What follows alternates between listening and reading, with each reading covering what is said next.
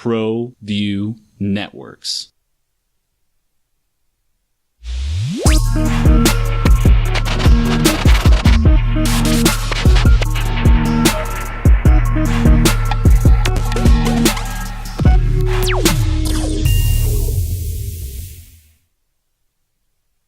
To play that when we come back, because that's going to be the feeling around here all week long. It is tournament week, conference tournament week. So many of you on your way to Vegas. Everywhere I went in the last basically couple of weeks. When are you going to Vegas? When are you going to Vegas?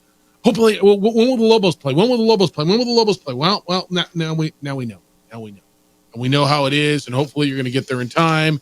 And the ladies play today, and boy, what a weekend. And Merry Monday, happy tournament week. JJ Buck is in Las Vegas, Nevada. That's where the Mountain West Conference tournament is going on. I'm merely Jeff Symbieta in Albuquerque, New Mexico. What's up, dude? Good morning. What's going on? How you living? Living all right. Yeah, look at you. I mean, just going up and down the strip, seeing great concerts. How was 311, by the way? It was fantastic. Shout out to DC. Yeah, but you guys, great one on that one. Yeah, it was pretty good, huh? And it was right there, huh? Right where you guys close to where you're staying. Same venue. Yeah, no, it's beautiful. Saying that. All right, we got so much to do. Ladies get started today, 6 o'clock Mountain Time, 5 o'clock Pacific. JJ will have the call, crack the microphone here at 5:30 on the Sports Animal. Women open up the conference tournament against San Diego State, a winner yesterday against San Jose State. We will get there. And then the men go on Wednesday. They are the 6th seed. They will play at 4 o'clock Pacific, 3 o'clock our time here in Albuquerque. And JJ, it was close, man. It was really, really close. They got the break they needed on Friday. San Diego State got beat at home by Max Rice and his logo launches. Beat San Diego State, Boise State did. And the Lobos had a chance without Jamal Mashburn Jr. Went into Logan, gave the UTAGs everything they wanted and then some. 87-85 on a Darius Brown dagger at the end. I don't know where you were and how you were watching it. They came out of the huddle, and the announcers are going, well, where do you go? Well, I go into Osselber, and then maybe I get it out to Rodriguez. I'm like, they're going to Darius Brown. And sure enough, Darius Brown hits it, and Audra looks at me, he's like, how do you know that? I'm like, well, where else are you going to go, right? I mean, that's your dude. Dagger, dude. I thought the Lobos played really, really well. They look like an NCAA tournament team, but JJ, I firmly feel they're going to have to win at least 2 games in Vegas to feel somewhat comfortable come Sunday. Yeah, the Lobos played a great game without Jamal Mashburn Jr., who got sick, and they sent him back to the hotel. It was one where they overcame the runs that were coming at them. They fought hard on the road at Utah State, and they came up short. But unfortunately, the Lobos are in a situation where they couldn't come up short. They needed to find a way to get one more of these quad one wins on the road to feel good about themselves. And as you said, at tiny bubbles, they're going to be sweating it out this week because there's going to be a lot of teams that are moving. A couple of teams are going to get hot, which are going to push the Lobos down. So they have to find a way to go out there, handle their business against Air Force, and beat a team that has had their number, and that's Boise State. Yeah, the final was 87-85, and I really do believe they're playing well. The reality is they've lost 3 of their last 4 and 4 of their last 6. Now, you can tell me they were really close games, and you're right. But they've got to win some games, JJ. And this one was there. I thought, I mean, when I heard Mashburn wasn't playing, I'm like, holy smokes, okay. And I know we're going to have that conversation. I know there's a lot of you, and I know that the social media has been going nuts on the Mashburn thing. And see, I told you so. What'd you tell me? They lost the game. They didn't. Well, they almost won. Well, but they lost.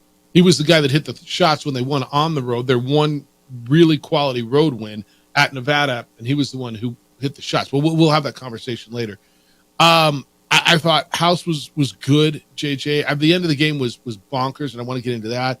I thought Dent continues to be terrific. I'm seeing the Player of the Year ballots come in, the end of the year ballots, and I'm seeing a whole lot of love for Denon Thomas instead of JT Toppin, and I understand it, how good he is. I just think Toppin has done it longer, did it more consistently all year long, 9 freshman of the weeks. But I don't know your thoughts on that, because I think that's going to be really close. Yeah, and those are those are supposed to be conference awards, right? So you're supposed to just look at what they've done in conference play, and I do think it's going to be a lot closer than Lobo fans want when it comes to the freshman of the year and JT Toppin and Deon Thomas, UNLV's point guard. What he was able to do, they were both fantastic this season, and just the performances. I thought Mustafa Amsil was really good, and then he started getting a lot of love for Sixth Man of the Year with the way he played on Saturday at Utah State. Nelly Jr. Joseph, look at these guys too, and it's one that the Lobos played. That was my initial reaction. Was, man, that was just a good game. Yeah, that was just a really good game. It was fun to watch. It was back and forth, big time plays, but unfortunately, the result is extra magnified when you're living life on the bubble. 5 Lobos in double figures. Nelly, you mentioned, had 13 points and 10 rebounds. Had a really good game. JT Toppin had 14. Amsil off the bench, 18 points. He led the way. Donovan Dent had 17. House had 15 points to go with 9 rebounds. And they played well. I walk away from that game, and I saw a lot of social media from fans around, and you've seen the highlights that Adrian's shown you on ProView Networks and on our Facebook channel, our Facebook page. Teams around the league just going, wow, New Mexico's good. Like, they're deserving of being an NCAA tournament team. And I believe they are, JJ. I think they're an NCAA tournament quality team. We said early in the year that this league was going to be really good. That are they going to beat each other up? The Pac-12's done it for years, especially in football. Will they beat each other up where they knock each other off? I think everybody else is relatively safe. If Air Force somehow, if Colorado State somehow gets beat in the conference tournament, then I guess we can have a conversation about Colorado State being on the bubble. But I think they are safe.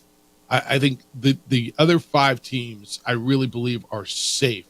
New Mexico has got to beat Air Force on Wednesday. And JJ, I think to feel safe, they got to beat Boise State, because there's going to be a bid stealer. There's going to be someone who gets hot. There's going to be stuff that happens around the country. If you go out on Thursday and leave stuff for Saturday and Sunday and Friday and the Seton Halls or the Villanovas or some of these bigger names that are top of mind, and I know you're going to tell me it's all data and it shouldn't matter, and maybe it shouldn't, but I'm going to look at a team at that point that, what are they? I just tell you 3 or 4 and 4 or 6. So that would be, throw another loss and win on there. I just, boy, man, get through Air Force, and all of a sudden Thursday becomes really, really important. Of course, this is what we've talked about really for 2 months now, of just life on the bubble for the Lobos, and it's avoid pointy objects. Unfortunately, the Lobos have a bubble that's thinned on them a little bit, and this is what happens. They have to go win multiple games, and you have to find a way to beat Boise State. So you can go into that Friday, you can be in the semifinals of the Mountain West Tournament, and then who knows what happens on the other side, and you just give yourself a chance to pick off some games there, because right now I think that they'll be on the outside looking in if they don't add to the resume. They'll play Boise State if they get through. Boise State won in San Diego. It was in overtime. Aztecs, JJ hit some free throws and win the game. They had Lamont Butler at the free throw line. Could have iced it. He didn't. Boise State tied it up, and then the Aztecs missed at the end of regulation. Max Rice hits a shot to beat the shot clock. JJ, he had both feet on the logo. I mean, it was a logo launch, and it was just a Max Rice dagger, that really did in San Diego State. They've won 6 of their last 7. They're playing well. I'm not going to tell you as well as anyone, because I think that's Nevada right now, or Utah State. But boy, and they swept the Lobos, and we know they're big. Got to get through Air Force first, but that's a tough matchup on Thursday if we get there. Max Rice hits some of the wildest shots I know ever in college basketball. He's just a wild shot maker, and it was a game that was right there for San Diego State. You said it, Lamont Butler hit your free throws, you can close out that game.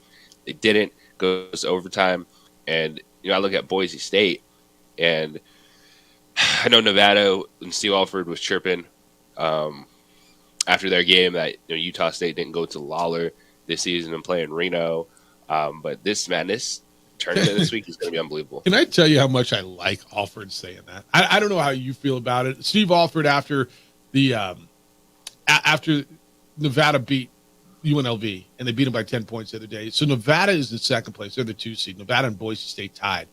And after the game, Alford in the press conference, he had all his seniors out there, and he said, "No, I'm paraphrasing, congratulations. Although they didn't have to come to Lawler, and basically didn't have to come to our place and beat us." He was bagging on the uneven schedule, right? Where Utah State didn't have to go to Nevada and UNLV didn't go there, and meanwhile, who New Mexico missed out? They didn't have to go to Fresno, and they didn't have San Jose State come in. It was an unbalanced schedule, and next year they're rectifying that, whether you like that or not. How do you feel about Alford taking that shot? Because it was a shot, and I thought it was so perfectly Steve Alford, and it was who he is. And by the way, his freaking team is playing so well right now.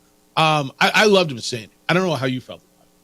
Yeah, it wasn't like the worst thing to say, so I think it adds just enough spice to this week. It's a comment that you can say that's like pointed enough without causing a firestorm. That makes sense. Yeah, they've won 7 in a row. They've won 10 of their last 11. Their only loss was that 1-point loss to New Mexico where Jamal Mashburn went in there and hit the shots. Who do you like? Who's your favorite in the tournament? I told you 2 weeks ago I think it's going to be Nevada or UNLV. Nevada's playing as well as anybody right now. Yeah. I like Boise State a lot. I do. Do you really? I think they're built for this type of stuff.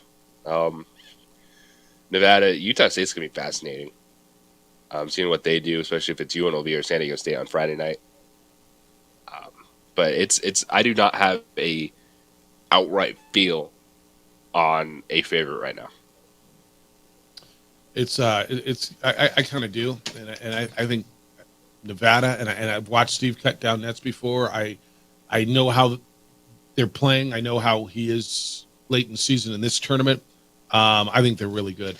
I do, and I think I think they're playing with confidence. I don't know that San Diego State's got confidence right now. I don't know that New Mexico, they've got to be asking questions. I think they're really good. I think New Mexico just needs a really good performance.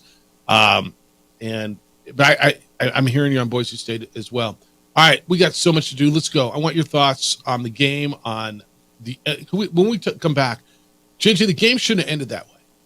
And I'll preface the tease going into the next break. I don't know that it would have made a difference, but there's no way a game can end like that. It's the opening drive on 95.9 FM and AM 610, the Sports Animal. What's up, folks? Anthony Armstrong here, Bob Pop.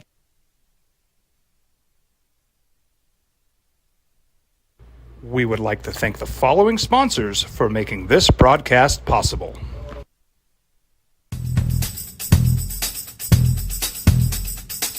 International Protective Services is a proud supporter of ProView Sports and New Mexico Youth Athletics. IPS provides residential and commercial security services in the Albuquerque metro area. For more info, please call 505-897-2420 or visit internationalprotectiveservice.com. Albuquerque's leader in sports is ProView. From pros to prep, all your favorite action.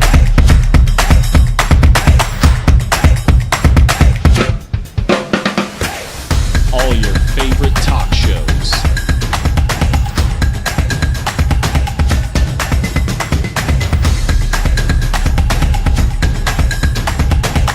Find it on ProView Networks.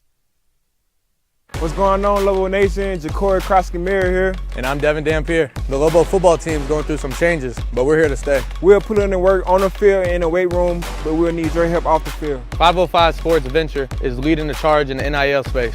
And you can be part of it. Shorty, she better than all my intentions. Locked in, shorty, you got my attention. CEO, baby, I get you the business.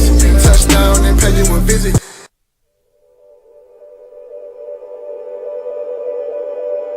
We aren't all born with the same opportunities.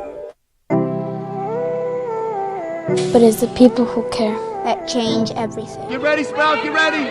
My coach, my teacher, my older sisters, my grandma, my brother, my tutor, my dad, and my mom. As New Mexicans, it's up to all of us to do our part. so that no child goes without love. And no family has to do it all on their own. They're all our children. Every single person is called to make a difference in the life of a child. It's up to all of us to do our part. To pull together. Pull together. Pull together. To make New Mexico the best place to be a kid.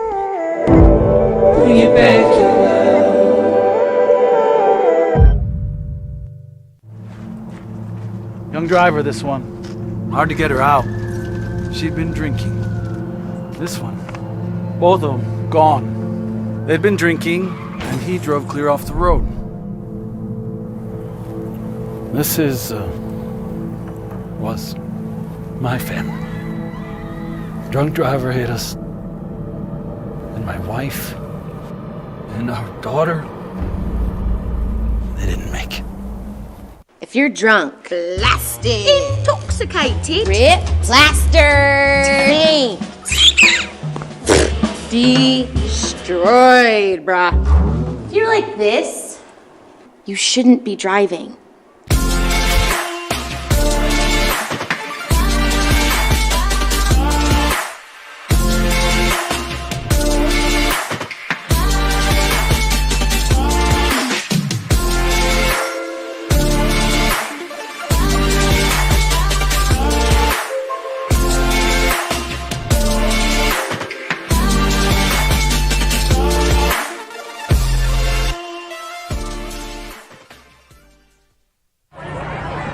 Hey, look! It's Dwight Goodman! Boom!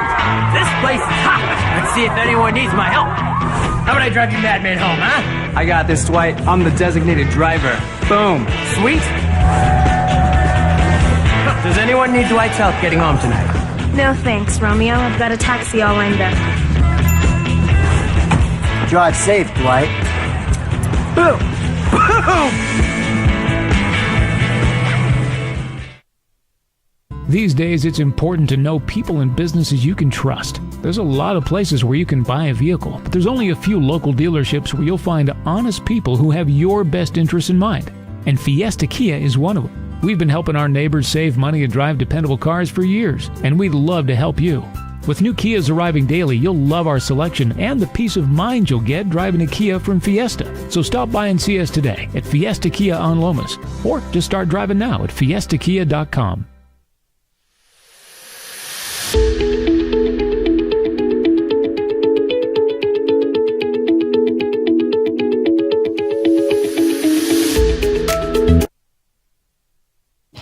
Well, JJ's in Vegas. Global women go tonight in Las Vegas at the Thomas & Mack Center quarterfinals of the Mountain West Conference Tournament. I'll be there later this week. Global men go on Wednesday.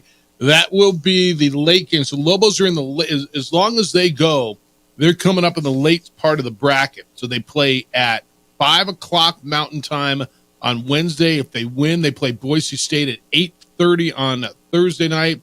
If they win that, they play the 9 o'clock Mountain Time. I'm sorry, the 10 o'clock Mountain Time game, JJ. 10 o'clock on Friday. That's what time that game would start. 10 o'clock Mountain Time on Friday. But at least it's Friday, so you don't have to get up early. I got an early flight on Saturday, man. The heck? I'm kidding. We're there, and I want to say thank you to our partners who made sure we're there for you. Coleman Vision, perfect game. Airport parking, easier, quicker, smarter. Enchanted Mechanical, the heating and cooling doctor. Frontier Restaurant, an Albuquerque tradition for more than 50 years. And DSI Document Solutions Incorporated, New Mexico. Boost your productivity and reduce your costs with DSI. JJ and I will be out at DSI next Wednesday and Thursday. They got a big event out there. JJ, how's it feel? You feeling tournaments? You got the West Coast Conference going right now. You got the Pac-12 women are there. The big West moves in later this week. It's Tournament Central out there.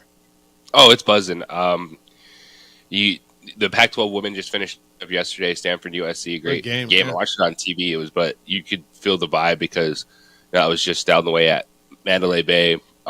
You're seeing, a lot of teams start to get in as the week progresses. The women kicked off yesterday. I was over at Thomas & Mack for a little bit watching some of San Diego State, San Jose State, and you knew it was going to be the Aztecs that the Lobos are playing because they have to play San Diego State if it's the Mountain West Tournament. As they did last year, and that's where the road ended. Yeah, the Lobos and Aztecs played 13 times in Las Vegas. It's more than anyone else has matched up in the 25 years of the Mountain West tournament out here. But it's vibing, man. It's What's good. the record? I haven't gotten that far. All right. I know you will by the time you hit the pregame show at 5:30 our time. Ladies scores yesterday, 8-seeded Air Force lost to 9-seeded Fresno State 62-44. Fresno State will play UNLV. San Diego State beat San Jose State 72-51. Aztecs move on to play the Lobos. And Boise State pounded Utah State 85-49. So the Broncos will play Wyoming. We're going to get the phones here in a second, 505-246-0610. I want to go back to the end of the men's game. And I want to preface this by saying I don't think it would have made a difference. If the ball goes out of bounds, I still think Utah State wins the game. The way the Lobo-Utah State game ended the other night, Darius Brown hits the three, go up by 3 with 4.5 seconds to go. Lobos inbound after the timeout. Utah State, as they should, fouled Jalen House in the backcourt with 2.8 seconds to go. House makes the first. He was instructed to intentionally miss the second, which, again, all these are the right calls. He was supposed to hit the rim and try to get a long rebound. I think what he was trying to do, JJ, is throw that thing off the front of the rim so it would bounce back at him, I think. But it didn't hit the rim. And you could see the players all standing around. I mean, and it didn't even come close. He threw it off the backboard as if he was like playing catch with himself. I mean, he missed. The right call should have been dead ball. The clock does not start, 2.8, and Utah State has the ball out of bounds. Now, what can happen there? There could be a violation. There could be an offensive foul. There could be a turnover. There could be a foul on a free throw or a foul on a miss and a lot of things, or nothing, right?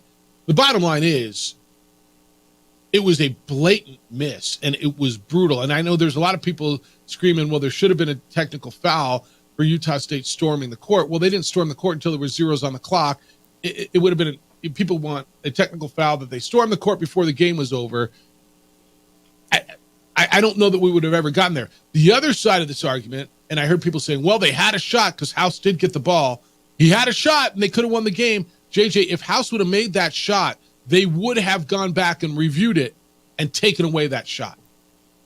Yeah, it was a disaster for the referees. They did not do their job at the end. And because of the court storming, they didn't want to have to deal with getting everyone off the 100%. Court and playing the final 2.8 seconds. And the refs got it wrong. It's as simple as that. I agree with you. It doesn't mean that the Lobos win that game, but that's not the way it should have ended. It's just a blatant miss. Once the fans started storming the court, the referees were like, we're done. We're out of here. We're not going to try to get everyone off the court and go to the monitor and figure out what happened when it was clear as day that he missed the rim. Mm-hmm. And the technical foul stuff, I don't want to, like, that just falls on deaf ears to me because the clock ran out. It did. Yeah, I'm with you. And then the fans rushed the court. Yeah. So yeah. What I would have liked to have seen is them clear the court, yep. put the time back on, yep. and finish the game. Yep. And so the ball would have been out of bounds on the baseline, right? You couldn't run baseline.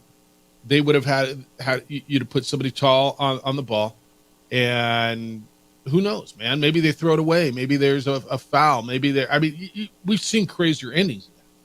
But you're right, JJ. It's like, and I'll take you back to a New Mexico Bowl years ago when Wyoming fans in overtime against Fresno State rushed the field in overtime after the Wyoming, when they stopped Ryan Matthews, the first round draft pick from Fresno State. They stopped him 4 times at the goal line.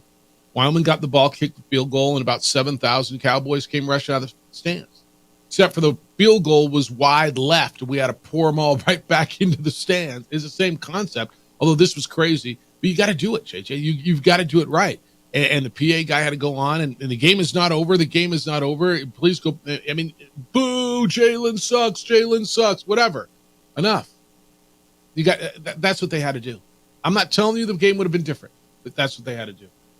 Mud, good morning. Thanks for holding here on the Sports Animal. Hi, Mud. Hey, good morning, guys. I don't know, man. I really enjoyed that game. It was a good game. I'm not disappointed. I kind of think that Mustafa Amzil is a good basketball player. Mm-hmm. But I'm going to be expecting that from here on out. If you're listening, that our Lobo fans, I watched it at the Route 66 Casino, and it was exhilarating. Everybody there was watching the game with us. We had a good time, but I think I'm going to go out on a limb and say that the Lobos will get to the championship game. I'm not sure if they'll win the game. Hopefully they do, but I really think that they're going to take it to Air Force, and then we're going to find a way how to beat Boise State. And like they say all the time, you can't beat a team 3 times. It's happened, yes, in the past, but I think the Lobos are ready for it.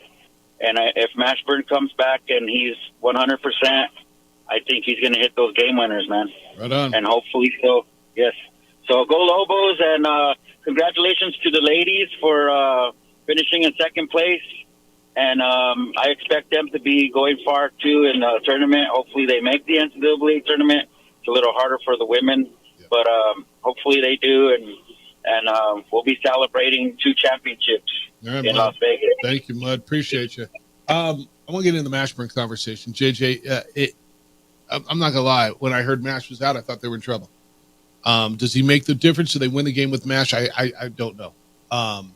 I will tell you this, man. They played their backsides off without him. I thought Amsil, I mean, it's not a limb here to say it was the best game he's played all year. He was terrific. The way the minutes he got, the way he played, I mean, that was the guy that you thought you were getting when you heard you got a Dayton transfer and played all those minutes. That was, I think, the guy that Lobo fans thought they were getting. But I thought, and you know, some of you who wanted Quentin Webb got your Quentin Webb time. You got 7 minutes and 1 steal. JJ, I thought they played their butts off. And would he have made the difference? I don't know, man. I'd like to believe he makes a 2-point difference in a game. But you know, listen. Well, see, I told you. Well, told me what they lost. They still lost. He was the guy who won the game for you in Nevada. Your one significant true road win this year was him.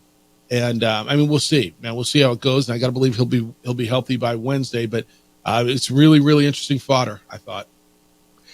Yeah, it's unfortunate how far it's gone. I don't know if you saw the tweet from Jamal Mashburn. I did not. Jr. Okay, well, this is a great tease then.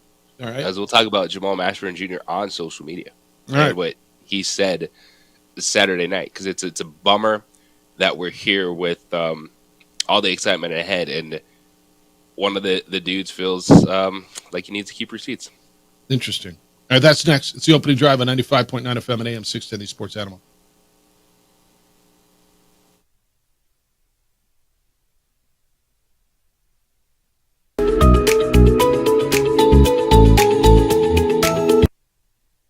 We would like to thank the following sponsors for making this broadcast possible.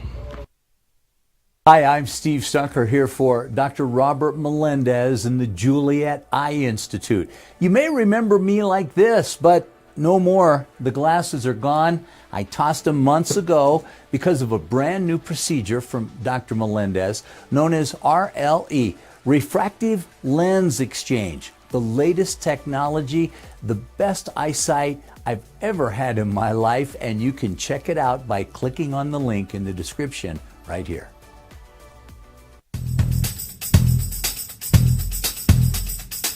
International Protective Services is a proud supporter of ProView Sports and New Mexico Youth Athletics. IPS provides residential and commercial security services in the Albuquerque metro area. For more info, please call 505-897-2420 or visit internationalprotectiveservice.com.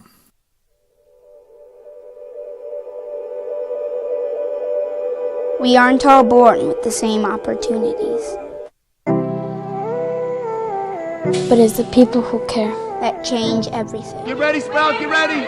My coach, my teacher, my older sisters, my grandma, my brother, my tutor, my dad, and my mom. As New Mexicans, it's up to all of us to do our part. So that no child goes without love. And no family has to do it all on their own. They're all our children. Every single person is called to make a difference in the life of a child. It's up to all of us to do our part. To pull together. Pull together. Pull together. to make New Mexico the best place to be a kid. Bring it back.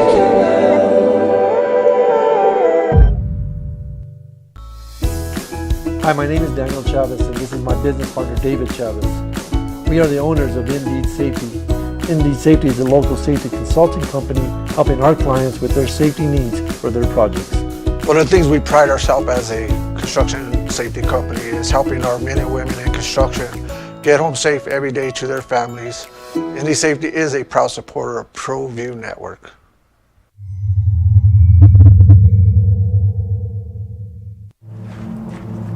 Young driver, this one. Hard to get her out.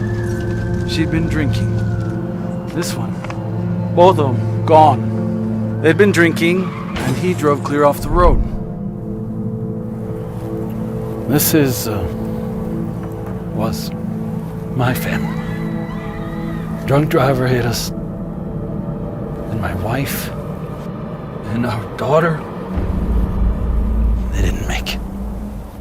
Don't sacrifice quality and flavor when you're in a hurry. Golden Pride offers ribs, fried chicken, red and green chili breakfast burritos, and frontier sweet rolls. 4 great locations, or visit us online at goldenprideabq.com. Golden Pride Barbecue Chicken and Ribs are proud supporters of ProView Sports. What's going on, Lobo Nation? Ja'Cory Krosky-Mir here. And I'm Devin Dampier. The Lobo football team's going through some changes, but we're here to stay. We'll put in the work on the field and in the weight room, but we'll need your help off the field. 505 Sports Venture is leading the charge in the NIL space. And you can be part of it. Shorty, she better than all my intentions. Like and shorty, you got my attention. CEO, baby, I get you the business. Touchdown and pay you a visit.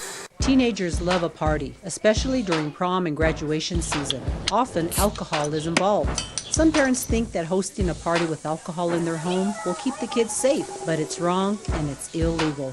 As a parent, to allow your teenagers' underage friends to consume alcohol on your property is a felony. Parents who host lose the most. Don't be a party to teenage drinking. This is a program of the Drug Free Action Alliance. For more information, go to burnco.gov/do-not-host. If you're drunk, blasted, intoxicated, rip, plastered, destroyed, bruh. If you're like this, you shouldn't be driving. To begin quarterback stuff, Russell Wilson's going to sign a 1-year deal with the Steelers to be their quarterback. Mac Jones got traded to the Jaguars. Baker Mayfield got a 3-year contract worth up to $115 million. And Chris Jones got a 5-year, $158, almost $156 million deal with $101 million guaranteed with Kansas City. We're going to get into all of that. And we're here for you if you want to go NFL at 505-246-0610. JJ, we talked going into the break about Jamal Mashburn, who did not play. He was ill. And I will continue to tell you how I feel about Mashburn. I don't understand how Lobo fan, and I do believe it's a minority, has turned on him and thinks somehow you're better off without him. Is he somewhat limited defensively because of his size? I'll consent to that, or give you that. Jamal Mashburn has been spectacular for 3 years here. Spectacular in every way, and I'll restate what I said earlier. I said it last week. JJ, Jamal Mashburn is everything you want in your program. He is everything you want, a guy who busts his ass every night, who performs, who hits big shots, who is up front, who doesn't hide, who is well-spoken, is respectful, is sincere, is mature, is a leader, is like everything. It feels to me, JJ, he's everything you want in your program, except for he's not long enough and doesn't play good enough defense, evidently, out on the perimeter. He didn't play the other night. He was sick. And I guess Lobo fan took to the social media and was, see, I told you this is what it is. And Jamal put out a tweet. JJ, when was this? This was, let me find it. It was, when's March 10th? Is that yesterday? So yesterday morning, early. And it says, keep y'all same energy from here on out. Receipts are kept with hands and a heart. Why do you think he had to do that? I mean, obviously he's hearing it. Obviously he's seeing it. Obviously Because unfortunately, the noise from if people want to scream that it's minority, it's loud enough that people are hearing it, and it's gone past, I think, just basketball for some people, which is a bummer, because that's the only reason I would think that Jamal Mashburn, who is cool, calm, and collected, would reach his breaking point on social media, is that it's something more than just basketball that he felt the need to respond to, and it's a bummer, and that's the last thing you want to see ahead of tournament week going to Las Vegas.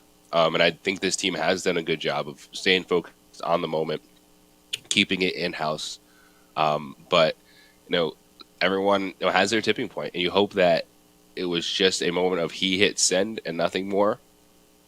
Because I know that team, once Jamal Mashburn Jr. on the floor, those coaches, those players want him to be playing. And if you want to have a conversation about minutes, like I'm here for that. Like if you want to say, Mash, I'd like to see Mash play 25 minutes instead of 33 minutes, something along those lines. Let's have that conversation. But for a lot of people, it's can't wait till they're gone. Rich Pitino is giving these guys way too much rope, and this is a detriment to the team. Instead of being able to have the basketball conversation, it's for a lot of people just gone to that point, and it's people are hearing it. Which team in this league would not take Jamal Mashburn and or Jalen House? Which one? Maybe Utah State. They wouldn't take him? Jalen, not Jalen, because he sucks. But according to their fans, according to their fans, yeah. It was genius chant, by the way. I guess they were still screaming Jalen sucks while they were cutting down the nets. Like that was their chant. Oh dang. Yeah. Good for you guys. All right, whatever. Grammer kept referring to them in his story as the highly respected student section, the Herd. I didn't know we have like ranking of respected student sections, and I love what Jeff writes. I'm going to reiterate this again, and you can take your shots at me. I'm fine. I'm right here at 505-246-0610. I don't care. I'm a man. I'm 40. I'm good. Jalen House and Jamal Mashburn are the two guys I firmly believe are responsible for bringing Lobo basketball back. They took a shot on a program that was down. They spent 3 years here in an era where guys aren't spending 3 years much anymore. They stuck it out. They came back. They busted their asses. Oh, and by the way, they performed. 3 years of those guys. And I will say it again. Jamal Mashburn is, give me a roster of that guy. Yeah, I'd like a little more length. Fine. He's not long enough for you on the perimeter. Okay. Give me a roster of mature, passionate guys who want to be here and want to do it the right way. I'll take that every freaking day. And be a fan however you want. I'm not going to tell you. If it got personal, JJ, and I've heard, right, people have been in his DMs and it got really personal, that feels like it's crossing the line to me. But for a guy like that to feel like he's got to put out that tweet, I mean, it's really, that's really when you sad. know he heard something else, because Mash isn't that right. dude. No, that's He's not. right. And by So the way, what you got guys, him to that point, because that's frustrating, because that's and I get it, and people have been screaming it and saying it's the vocal minority, but guess what? It's getting through, and it's unfortunate, and it's not easy to live in this world where everything is right there on your phone, and at some point we all have a breaking point, and you don't want to see it. You want to sit here and preach, put the phone down. Social media is not real. It's not what's going on. It's not life. But every once in a while you have one of those moments. And I just hope for Mash, he was able to take a step back and realize that he doesn't need that mess. He doesn't need to be focusing on that. There's so much for this team to do this week. I don't think it's going to be a problem, because I respect Jamal Mashburn Jr. and his character. Like, I think he just had a moment like we've all had, and you hit send on something. yeah, I don't even have a problem with him hitting send on it. Yeah. I mean, at some point, man, you got to defend yourself. I just, I get it, and I'll go back to it. I've said this a million times. I how I feel on this hasn't changed. Passion goes both ways. The Lobo fans are passionate. And who was telling me the other day that was DC? Was it you? Remember when I said these guys want it more than any of you, right? And you said, I don't know. You know, you said there's a few fans out there that may want it more than the players. And I'm like, you got me thinking. That was you, right? That was a conversation you and I had? Yes, it is. And you got me thinking. And I will tell you, in the past, I might have agreed with you. Guys, I feel like this team is pretty passionate. I think they want it really badly. Like, I've been around here. This is my 28th Lobo basketball season, I think I've covered, okay? And there's been many times where you get to this time of the season, I think they just want to be done, right? JJ, we've seen teams like that. They're done. Just let's get through this week and whatever. I do not get that feeling at all. I think this team is really passionate. They want it more than the fans do. Fans are passionate. Passion works both ways. There's a line, and I'm going to tell you again, that young man, and by the way, JJ, he's got an option. He can come back for a COVID year. If he plays college basketball next year, what are the odds it's here? Because I'm going to tell you, I think they're shrinking. I would have to agree with that statement right now. And I don't know him. I haven't talked to him, and I know him and Coach Pitino have a really, really close relationship. And you're going to have to explain to me how you think somehow your team would be better next year without him than they would be with him. Well, Jeff, they have a better defense on the perimeter. Oh, okay. He slumped shooting this year, and again, I firmly believe he's hurt, and we're going to find something out. Do you remember how that guy shot? Do you remember the instant offense that guy was when he was healthy, when he was good? And I think he's going to be again. I mean, could you tell me how are they going to be better next year without him than they would be? No, I don't think you're better without a player like Jamal Mashburn Jr. Again, it's a bummer that something got to him to the point where he needed to hit send, but sometimes you kind of need to let one out every once in a while. Yeah. And unleash a scream, and that was kind of Mashburn screaming, and hopefully it locks him and the team in for this week. Yeah. All right, 505-246-0610, 888-922. Well, you don't do that. 505-246-0610. Send an email or send a text to that number. You can call. There's a bunch of texts on there as well. 505-246-0610. Emails coming in. Jeff at sportsanimалabq.com. JJ at sportsanimалabq.com. We're on Facebook, the OD and the AM. You can watch the show. Adrian's producing on ProView Networks, Comcast Channel 26. You got a bunch of NFL stuff. JJ, you got awards for the women as well. I don't want to say they swept them, but they did really well. Conference awards came out yesterday, and as they get ready to start, they haven't had this one since Mike Bradbury's been around. They won a kind of a big award. It's a big deal, and it's next on the opening drive on 95.9 FM and AM 610, the Sports Animal.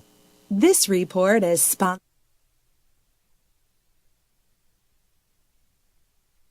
We would like to thank the following sponsors for making this broadcast possible. Hi, I'm Steve Stunker here for Dr. Robert Melendez and the Juliet Eye Institute. You may remember me like this, but no more. The glasses are gone. I tossed them months ago because of a brand new procedure from Dr. Melendez known as RLE, Refractive Lens Exchange. The latest technology, the best eyesight I've ever had in my life, and you can check it out by clicking on the link in the description right here.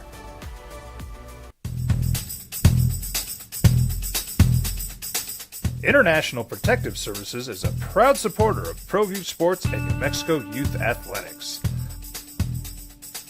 IPS provides residential and commercial security services in the Albuquerque metro area. For more info, please call 505-897-2420 or visit internationalprotectiveservice.com. If you're drunk, blasted, intoxicated, rip, plastered, destroyed, bruh. If you're like this, you shouldn't be driving.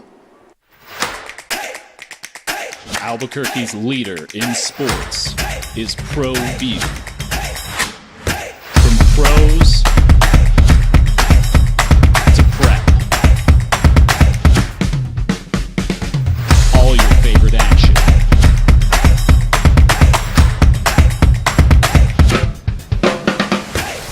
All your favorite talk shows.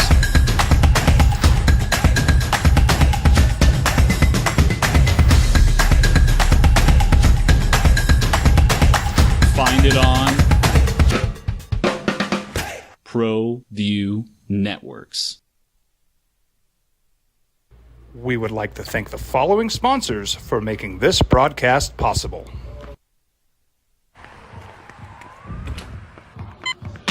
These are more than just the sounds of a safe place to go after school. These are the sounds of interest being ignited and of mentors making an impact. At Boys and Girls Clubs, we don't do just one thing. We do whatever it takes to meet the needs of every kid who comes through those doors. Because whatever it takes is what it takes to build great futures. Great futures start here.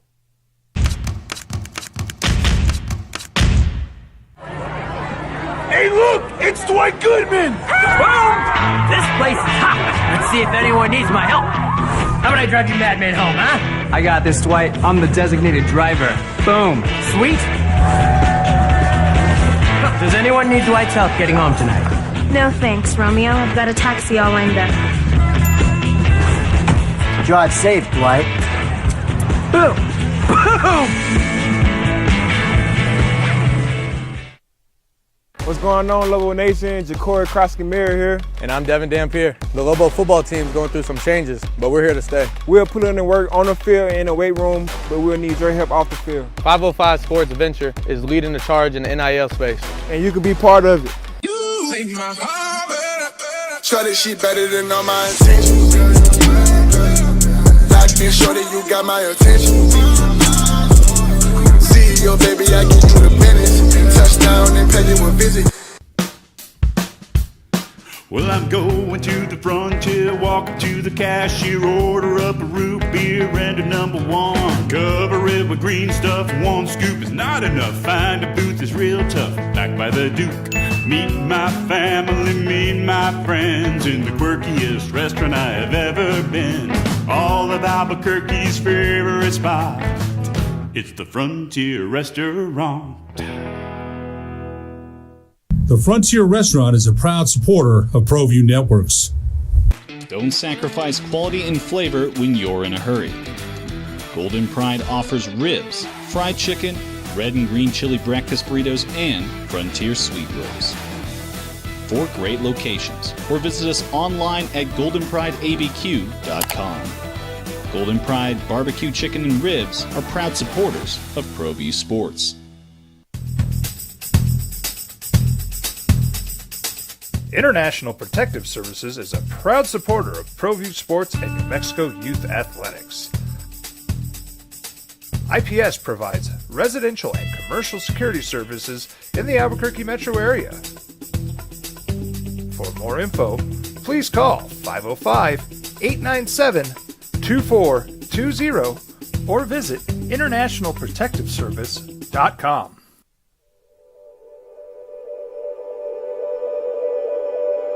We aren't all born with the same opportunities.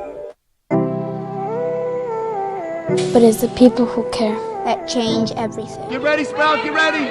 My coach, my teacher, my older sisters, my grandma, my brother, my tutor, my dad, and my mom. As New Mexicans, it's up to all of us to do our part. So that no child goes without love. And no family has to do it all on their own. They're all our children. Details your vehicle when it's convenient for you and where it's convenient for you. That means, like at your office, you're Jeff, I don't have time. Me neither. They come out to the office while you're working. They're in the parking lot. They detail your vehicle. When they're done, it looks and feels and smells like the day you took it off the lot. They have the best services to help keep your car protected. Ceramic coating and paint protection film work like magic. No more mud, dirt, water stains. Plus, the protective layering helps prevent UV oxidation damage to your car's paint. Best of the city last year because they know what it takes to keep your car in the best condition. It's on the spot automotive detailing at otsdetailing.com. otsdetailing.com. JJ, were you and JJ's in Vegas, and we're at Mountain West Conference Tournament. Were you there at the end of the Boise State, Utah? I'm going to guess not. Late last night, Boise State, Utah State? No. Are you familiar with what happened in the press conference at the end of that game? I am not. All right. This is good. And so you're going, why do I care what happened at the end of the Boise State, Utah State women's press conference? I want you to listen to this. This is Kayla Ard. I've been to a lot of press conferences, boys and girls. I have never, ever, ever seen something like this. And how do you plan to rebuild for next season? I'm not going to be rebuilding. I just coached my last game at Utah State. I spoke with Diana, and they're going in a different direction, and I respect her decision, and I hope they get a really good coach in. Then she sits around waiting. She said, I assume that's going to be the last question. She walked up.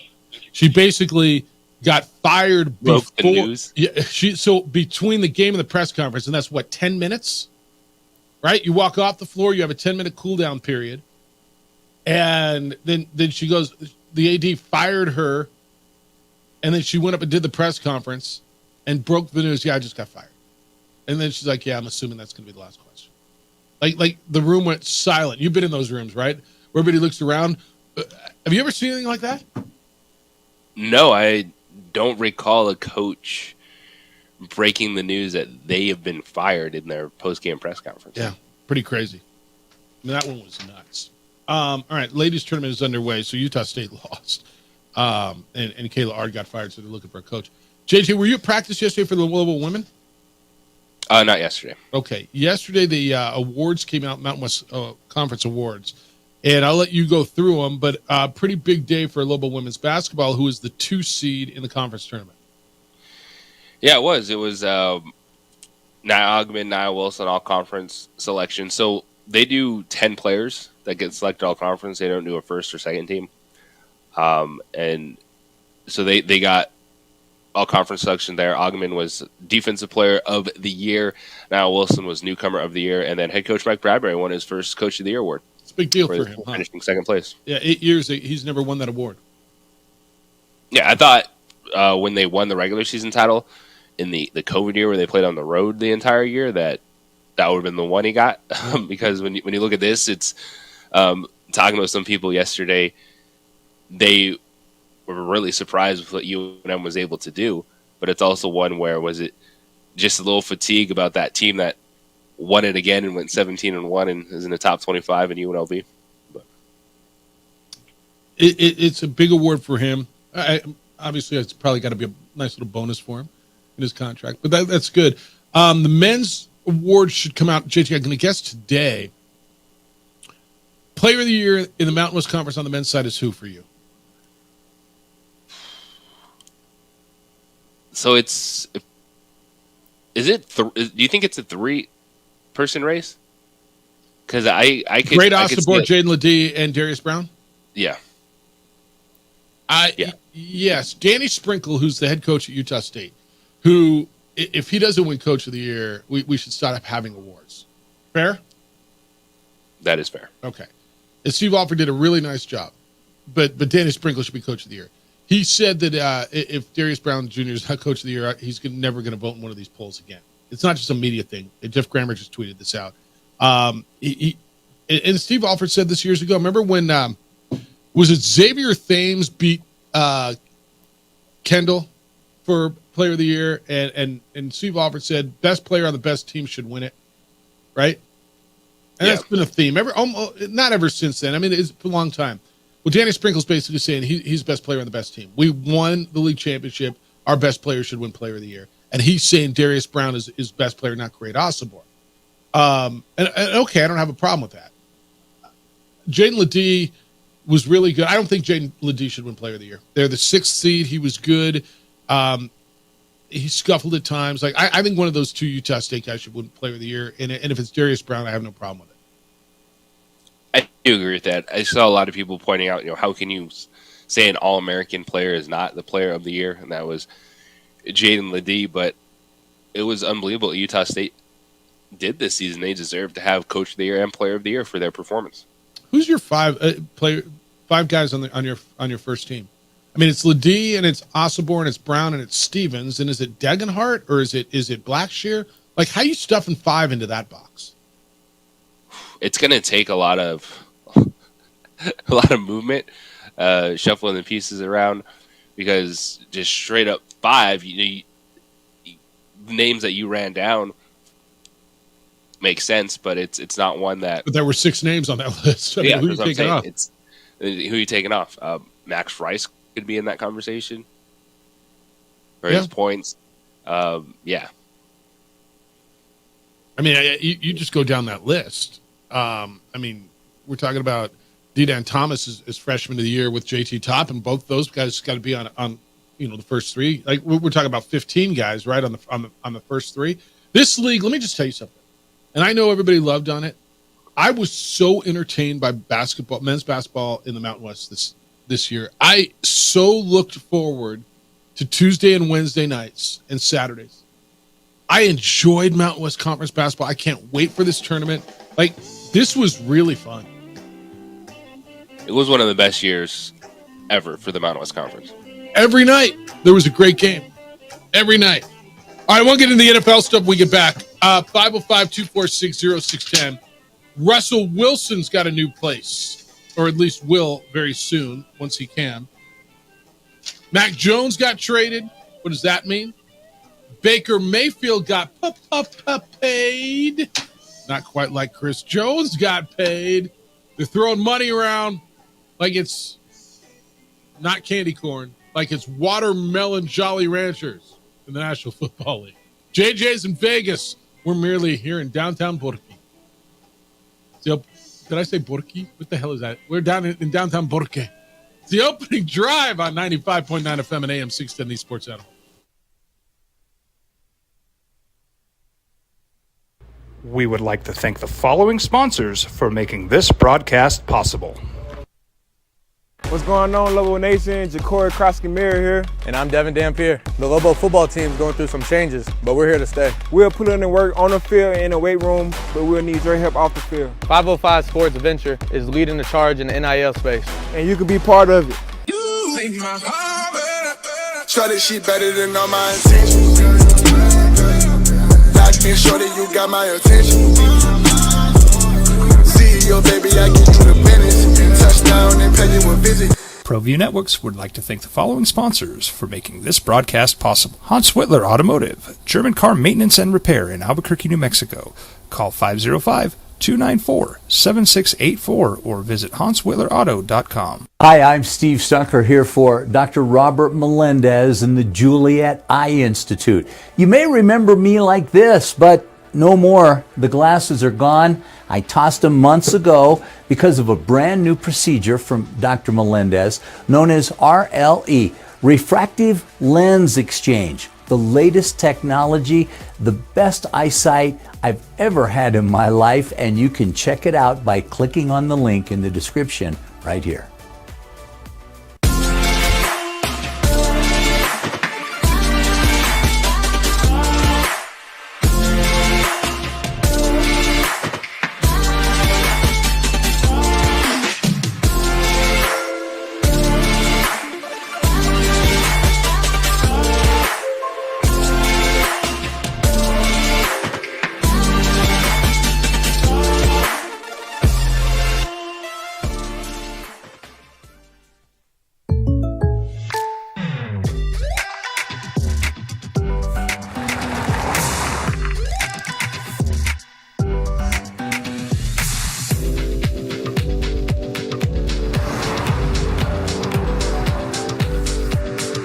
For surprisingly great rates, contact your local State Farm agent today.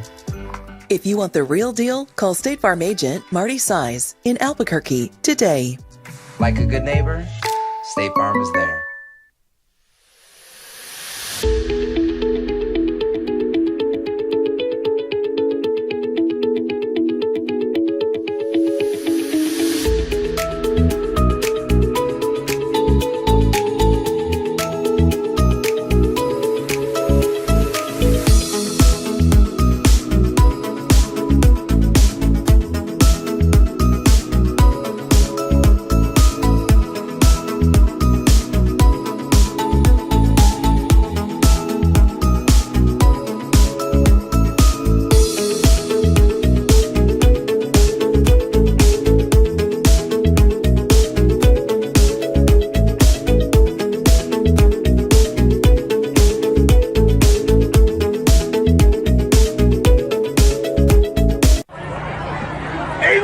It's Dwight Goodman! Boom! This place is hot. Let's see if anyone needs my help. How about I drive you madman home, huh? I got this, Dwight. I'm the designated driver. Boom. Sweet. Does anyone need Dwight's help getting home tonight? No thanks, Romeo. I've got a taxi all lined up. Drive safe, Dwight. Boom! Boom!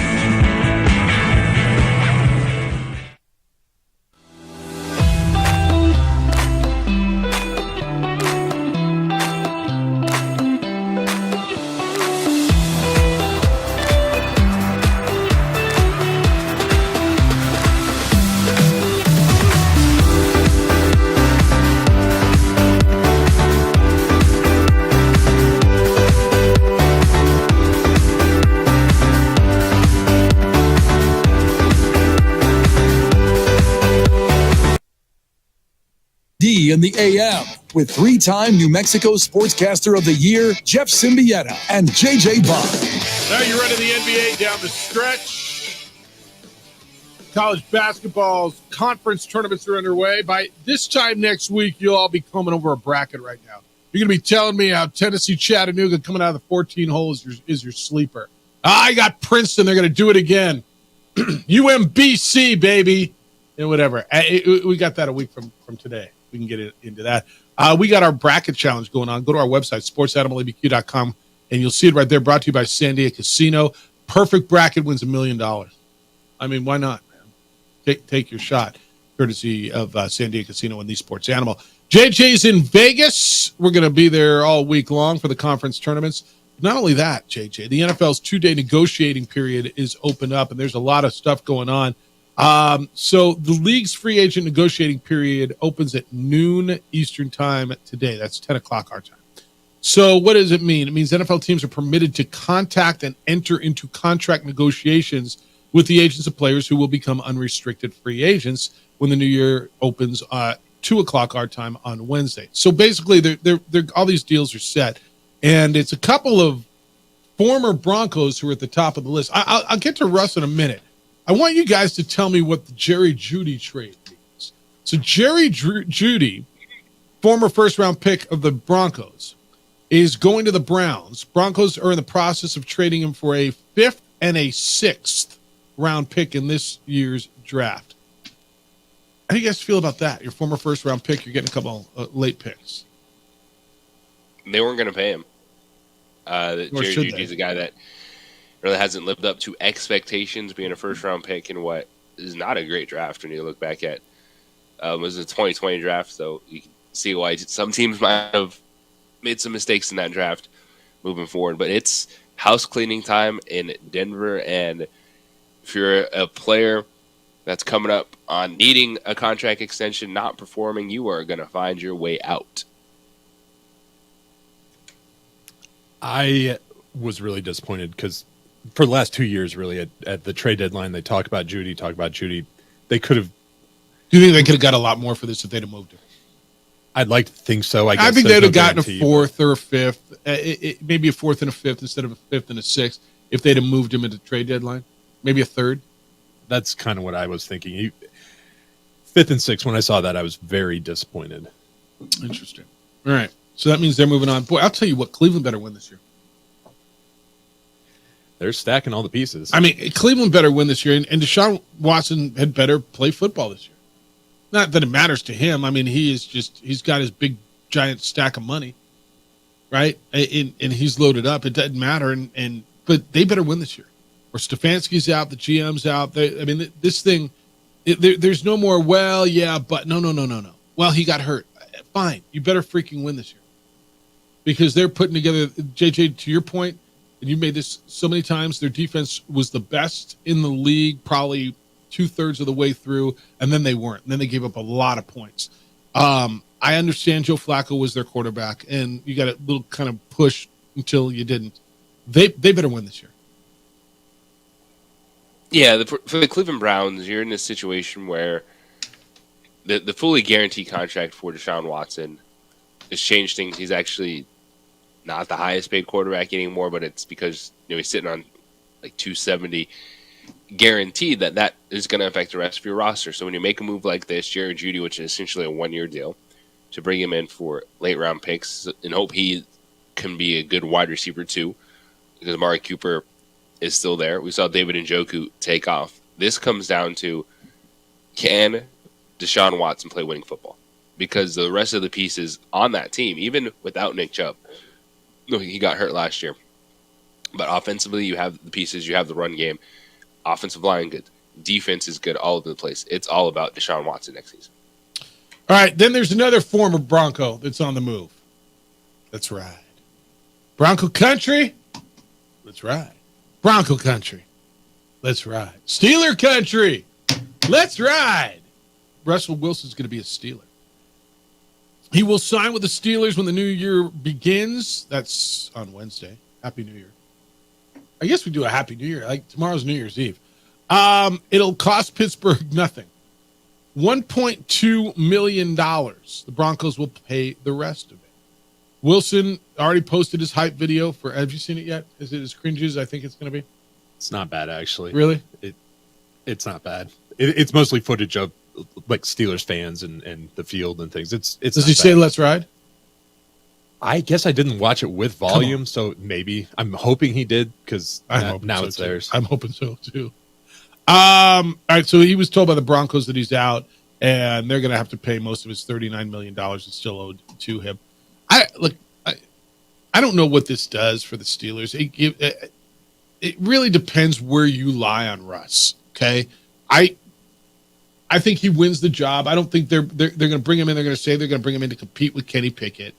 I think they bring him in to win the job. They benched Kenny Pickett in the playoffs. They played Mason Rudolph instead. Unless Kenny Pickett just goes out there and lights it up in camp, Russell Wilson's their quarterback. And to me, this is not a step forward to them, but I know many, many people think it is. For Russ, good for him, man. Evidently, he was talking to the Giants. The Raiders had interest. I guess there were a number of teams out there. I think the Steelers would have been, and I understand why. Russell Wilson did not cost you anything to go out and get. He was a free agent. You didn't have to trade for him. He doesn't cost you anything. And JJ, this is really where you were going the other day was if the biggest talking point on Russ is he's cheap, I tell you get what you pay for, man. If the biggest upside is he doesn't cost me anything, I think you're in trouble. If the reason you did the deal is because of money, I don't think it's going to work. And that is a great point. If the reason you did the deal is because of money, it's not going to work. But I think Russ Wilson is better than a $1.2 million quarterback. And it's I'll just, give you that. It's like coming across a great deal at a yard sale. You're like, wait, do you know what these are? Oh, you don't? And they're $10. Like, to me, that absolutely matters that it was only $1.2 million for the Steelers. And because they're in a situation where, yes, Pittsburgh with Kenny Pickett, Mason Rudolph, they could sit there and do it again. And they could get Kenny Pickett 2.0 with like Michael Penix or Bo Nix or something there at 20. And I think for the Pittsburgh Steelers, they're going to try to light one more fire under Kenny Pickett to see if they can get something out of him. And really what this is the ultimate game manager. This is what they hope to get out of Russell Wilson, a guy that can make some plays down the field, stretch the field, but knowing that he's going into a team that it's solid, it's got great leadership at the top with Mike Tomlin. They're going to play a fantastic defense. And this is best case scenario for Russell Wilson this offseason, is to land at a team like the Pittsburgh Steelers that are so set, that are solid, that have won games with Kenny Pickett, that have won games with Mason Rudolph as their quarterback. And he can go in there and just try to be a solid quarterback, nothing more, nothing less. He's not going in there because they traded a bunch of first-round picks for him, gave him $200 million. Nope, he can just go and just try to be the best version of what he can be right now. All right, 505-246-0610. Sherman, you want to talk about Russ. Good morning, Sherm. How you living? Hey, good morning. Yeah, so, look, I look at you guys because of your expertise in sports, okay? Okay. Particularly in professional football. Right. So I want to volunteer. You can trade me to anybody you choose, any city, any program. I just want the $39 million for not showing up for work. Me too, man. Me too. Yeah. But now he's going to show up for work. See, he'll go to work. He's going to work for someone else. So basically, you got to go to work. I'm going to pay you, but you're going to work for the other guy. That's how this is going to play. That's how this is going to play out. Yeah, so it kicks me in the stones even more. I can go park in their parking lot, That's put right. on the other guy's uniform. That's right. And you send me the check. Do the Broncos play the Steelers this year? I hope so. Wow. Yeah. All right, Sherm. It's a good thing the Walton family owns the Broncos. No doubt, because they got plenty of Walmarts. Doubt. Hey, have a good one, my friend. Yeah, see you. That's how it is.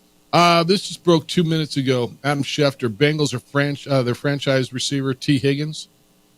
You knew they already franchised him. He wants a trade. He's requested a trade. Says he loves Cincinnati. He hoped to be with the team long-term, but he's disappointed that he's not had any talks about a long-term deal. They can't afford it, man. They've got Jamar Chase on a long-term deal, big money. They've got a big money quarterback. This is where the salary cap comes in. They can't afford 3 of those gigantic contracts. Plus, at some point, I don't know what Joe Mixon's making. They can afford it. Can they? You veteran minimum with huge bonus. They just clearly don't. Is that how you do it? Yep. Look at Aaron Rodgers' deal. Yeah. You can hide $60 million in plain Well, you sight. eat it at some point, don't you? Well, I mean, if you own an NFL football team, you got to take some risk, and you've got the money to do it. Like the Walton family does. $60 billion worth of risk. Yeah. How do you feel about T. Higgins want now? Where does he land? Or is this just him rattling the sabers and making noise? Well, it's a little bit of both. He's rattling the sabers, making some noise, trying to put some pressure on Cincinnati. But if you're Cincinnati, you're a team that can go in with one of the best wide receiver cores healthy, with Jamar Chase and T. Higgins, lean on Joe Burrow, a defense that's kind of been underrated the last few years, but people always say, hey, no, it's pretty good. But they're kind of attacking it differently, which is going all in on the offense. Ultimately, I think they probably get it figured out with T. Higgins, whether he's there on a one-year deal or not, the franchise tag, because, man, that is a special offense if Chase, Higgins, and Burrow are on the field. Ryan just told me Chase is still on his initial rookie contract with a team option for next year for being first round. Yeah, but he's going to get paid, right? And soon, right? He's waiting for Justin Jefferson to get his contract and set the market. So, I mean, at some point he's going to get paid. And soon. All right, I got more football stuff for you. And you can come in on the Lobos as well, 505-246-0610. I got a bunch of correspondence I got to get to you, and we'll hit you with that. There's more quarterback news, and we should get more today. I got to believe we're going to hear something on Kirk Cousins today. Justin Fields any second. I keep waiting for it. I keep refreshing. I keep waiting to see. So where that goes. You guys are really interesting on the texter too, talking about Jamal Mashburn and his tweet that he put out yesterday, that the Lobo guard felt the need that he had to clap back a little bit on social media. I'm going to give you your response when we come back. How's Lobo fan responding on this show? Is it the same or different than it is on social media? That's next. It's the opening drive on 95.9 FM and AM 610, the Sports Animal. This report is...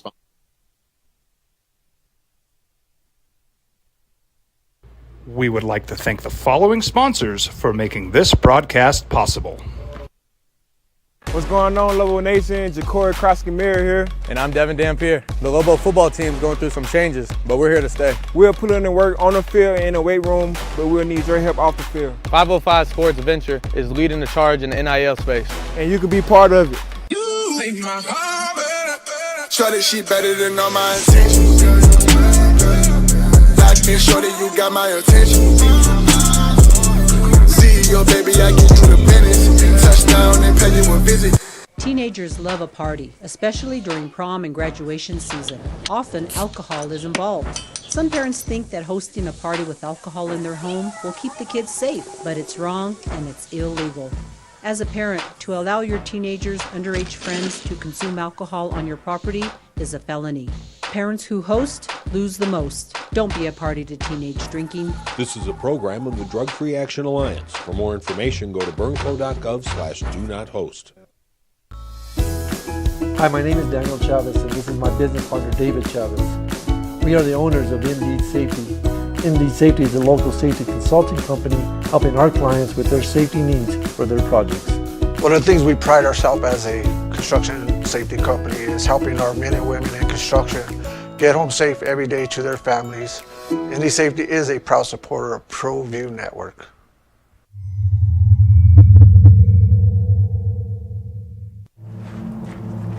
Young driver, this one. Hard to get her out.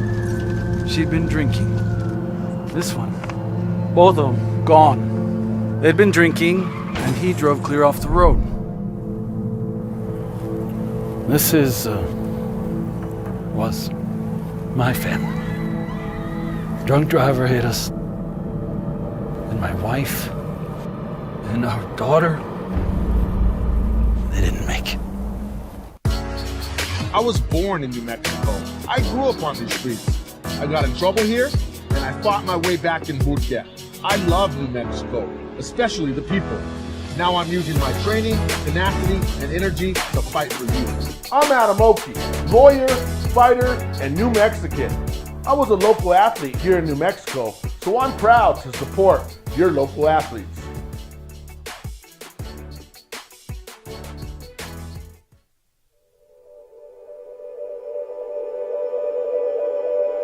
We aren't all born with the same opportunities. But it's the people who care that change everything. Get ready, Sprout, get ready!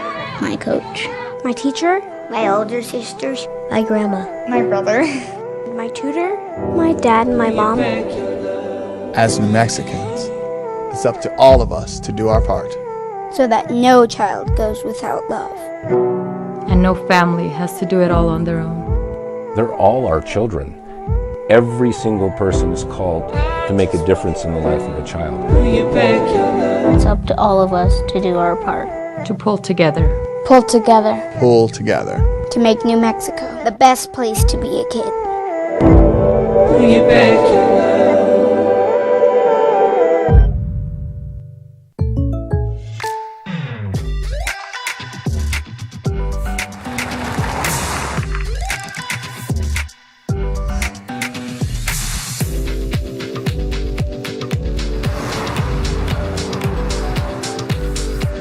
For your surprisingly great rates, contact your local State Farm agent today. If you want the real deal, call State Farm agent Marty Size in Albuquerque today. Like a good neighbor, State Farm is there. Hey, look! It's Dwight Goodman! Boom! This place is hot. Let's see if anyone needs my help. How about I drive you madman home, huh? I got this, Dwight. I'm the designated driver. Boom. Sweet. Does anyone need Dwight's help getting home tonight? No thanks, Romeo. I've got a taxi all lined up. Drive safe, Dwight. Boom! Boom!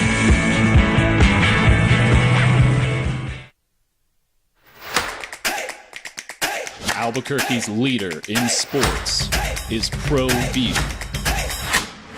From pros to prep,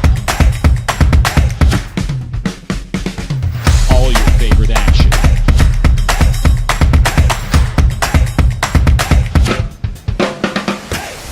All your favorite talk shows.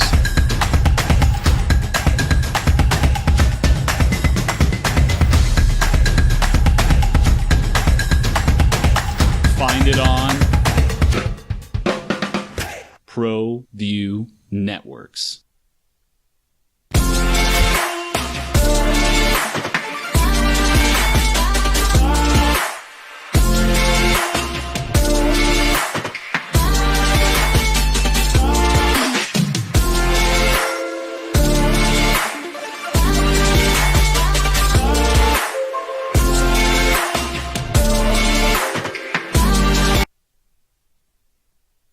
Drive, Jeff Symbieta, JJ Buck, and DC. DC and Misi are merely in the Burke.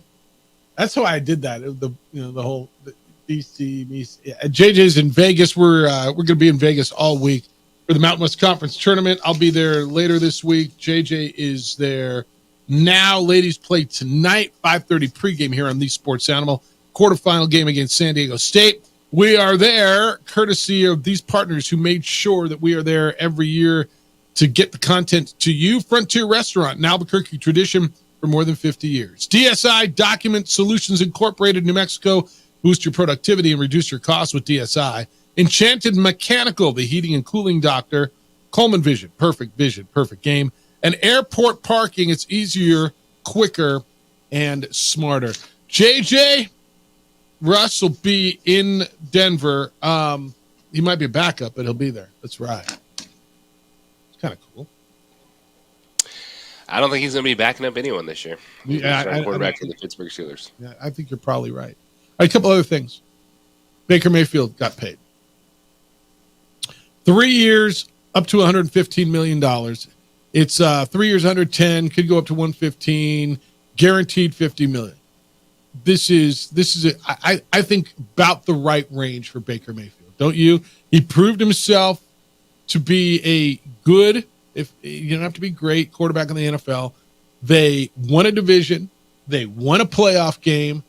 They've decided, you know what, we don't have anything better right now. This is the way we're going to go. And maybe Baker found a place to resurrect his career. Absolutely. This is a great deal for Tampa Bay. It gives them a chance to compete, to go out there and try to win the division again next year with quality quarterback play. And they're also not hamstrung to a contract that's going to prevent them from doing things like giving Mike Evans that 2-year contract, continuing to build the roster around Baker Mayfield.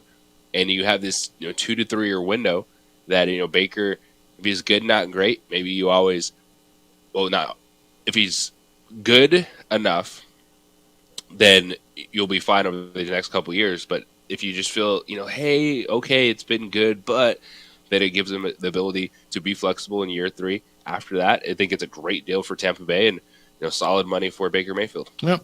All right, Patriots, once upon a time, first-round pick, Mac Jones. They just got a 6th-round pick to send him to be the backup for the Jacksonville Jaguars. They're done with him. Like, they should be done with him. It didn't work up there. It just flat out did not work there. They've got the 3rd pick overall. They're going to get a new quarterback. They got a new coach, and there's a backup quarterback for you in Jacksonville. I watched it, and I'm like, fine. Like, it didn't ring the bell, but I'm not a Patriots fan. If I'm a Patriots fan, am I pissed? Did I burn my 1st-round pick? I mean, whatever. It just didn't work. It had to end.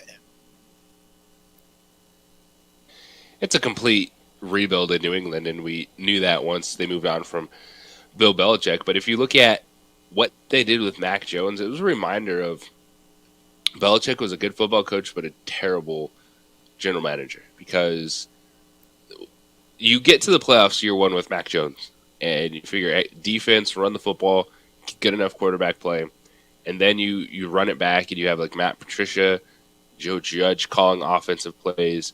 The fact that they can never find skilled players that function at an NFL level. It was Mac Jones wasn't good, but they gave him zero help. Yep. Zero help in New England over those years, and you have to move on. Sitting there at 3, it's who's ever left. That's who New England is going to take 3rd overall. That's between Drake May, UNC, Jaden Daniels, LSU at this point in time. And then for Mac Jones, this is fascinating to go down there, back up Trevor Lawrence. You're going to go down with a quarterback coach and Doug Peterson, who knows what the heck he's doing with quarterbacks. And we'll see because I don't think we're going to see a lot of Mac Jones on the field, barring injury with Trevor Lawrence. So does he go down there, play good teammate, kind of rebuild his reputation without actually playing, and get a shot somewhere else? Maybe. I don't know that he does. I don't know that he does, but he's fine down there. He'll make a living. He'll probably be a guy that's in the league for 10 years. All right, 505-246-0610. I want to go back to this.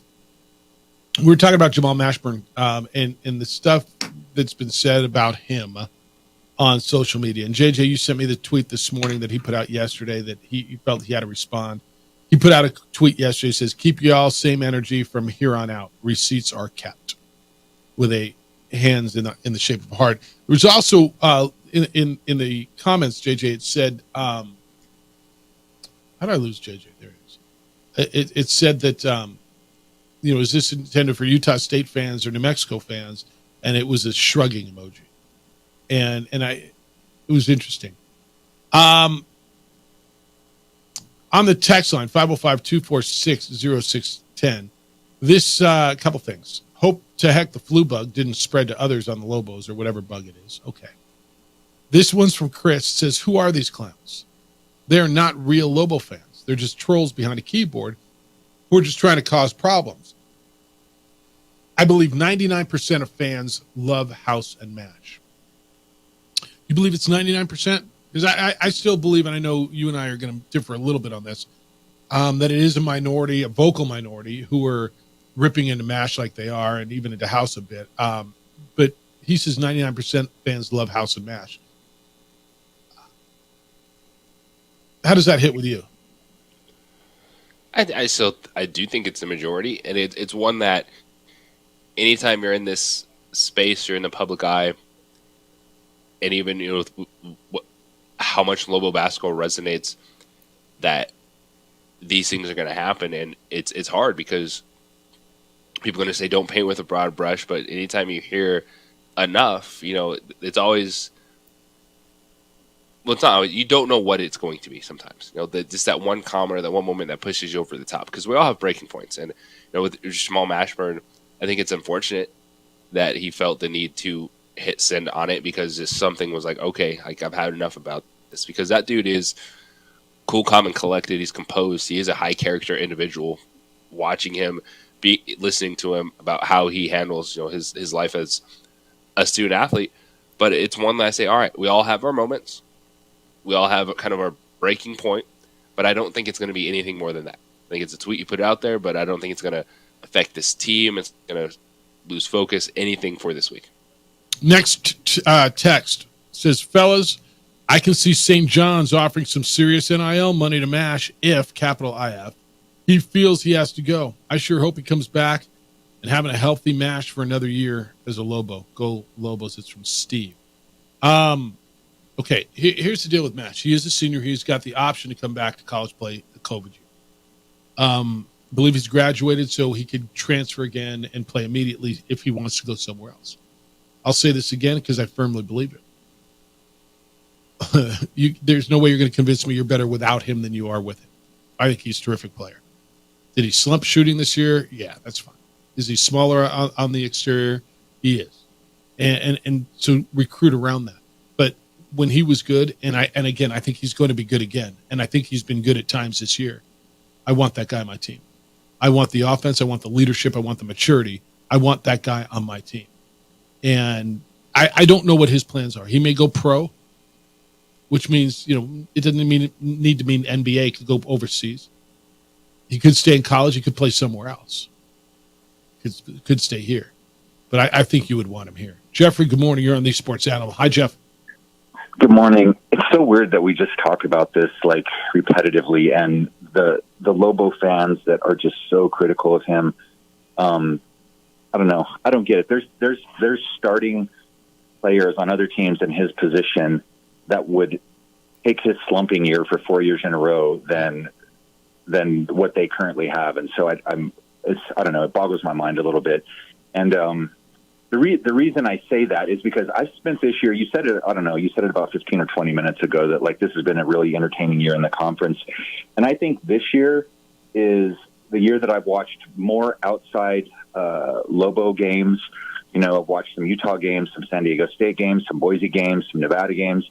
I haven't done that since back in the day when Alfred was here and the league was super competitive. And this is just, it's just that. It's a super competitive league, but it's been super fun to watch. And by watching the other teams and watching the other players, it gives me a renewed and whole new perspective from where we're at today about our team and what we have. And when you look at someone like Mashburn and House, they bring a lot more than just points and starting time. They bring stability. They bring emotional balance. They bring a steadiness to the team. And so when people just put things in a bubble about his shooting and, he's not doing great shooting, well, that's one component. But when you talk about the experience that he has, his demeanor, we've talked about it before. When you hear that kid talk, there's a maturity there that you don't hear amongst 95% of starting players anywhere in college basketball. So for those that feel the need to bash the kid, these are going to be the same people that are, going to be wishing that he came back if he doesn't. I would love to see him come back for selfish reasons, but if he doesn't, I hope he goes pro and makes a lot of money somewhere. So I would encourage other Lobo fans, watch a lot of other games in our conference and across the board, and then really put your opinions into perspective, because I think you'll have a broader perspective in general. Great stuff. No, thank you, Jeff. JT, first of all, I've heard so many fans from, and I've seen on the social media, other teams' fans say, man, I've watched more Mountain West basketball this year than I've ever watched. Boise fans are watching Utah State play San Diego State. And Aztec fans are watching Nevada play UNLV and watching New Mexico play Colorado State. It's been that fun of a league. It really, it's like, it's kind of been, I don't want to say must watch, but if you're a basketball fan, it has been. On his thoughts on MASH, I can't agree more. I think every team in this league and most in America would love to have that guy on their team. I agree with that. And I think it's one that,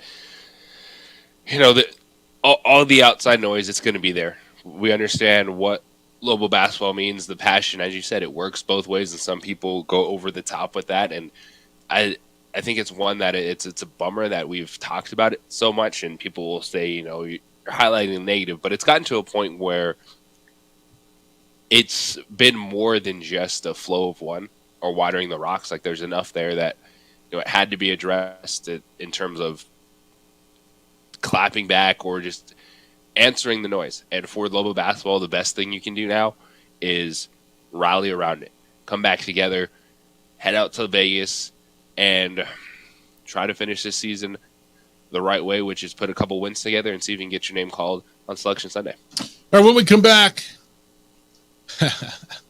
a little brawl on the court in a women's game, in a high-profile women's game, and how the two coaches were kind of polar opposite in their response after the game. I mean, really, this happened? Yeah, I did. It's March, and it's just starting. It's the opening drive on 95.9 FM and AM 610, the Sports Animal.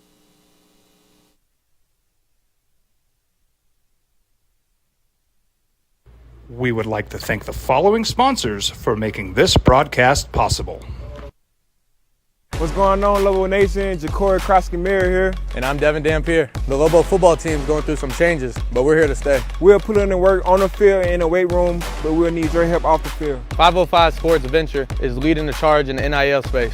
And you can be part of it. You make my heart better. Try this shit better than all my intentions.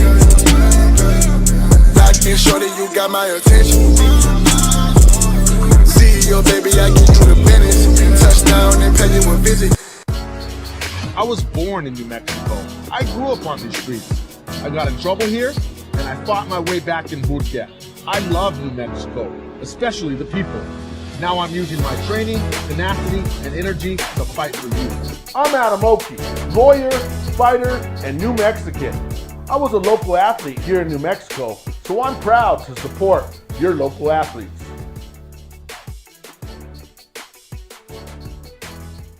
If you're drunk, blasted, intoxicated, rip, plastered, destroyed, bruh. If you're like this, you shouldn't be driving.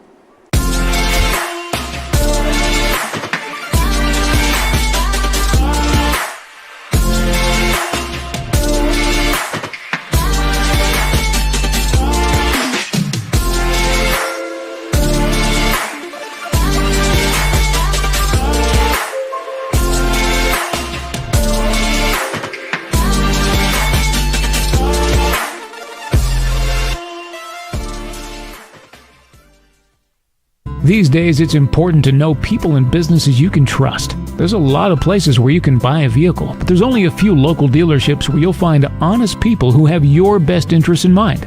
And Fiesta Kia is one of them. We've been helping our neighbors save money and drive dependable cars for years, and we'd love to help you.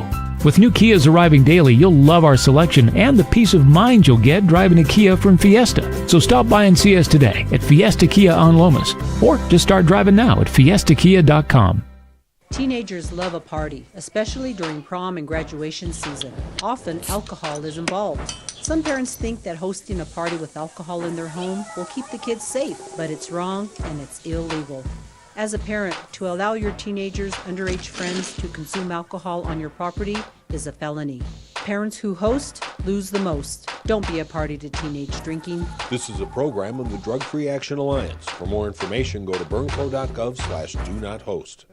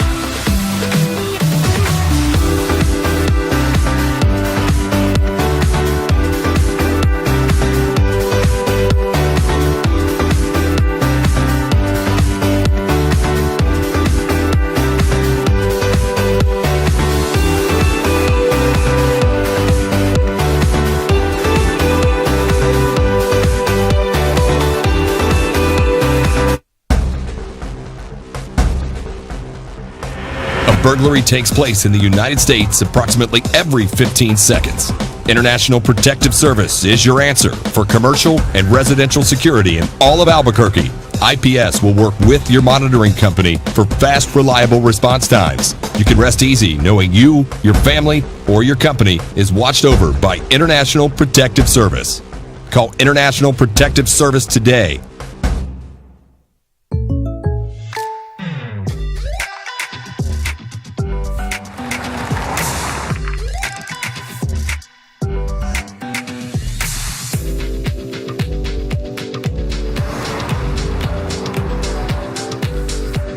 For your surprisingly great rates, contact your local State Farm agent today. If you want the real deal, call State Farm agent Marty Size in Albuquerque today. Like a good neighbor, State Farm is there.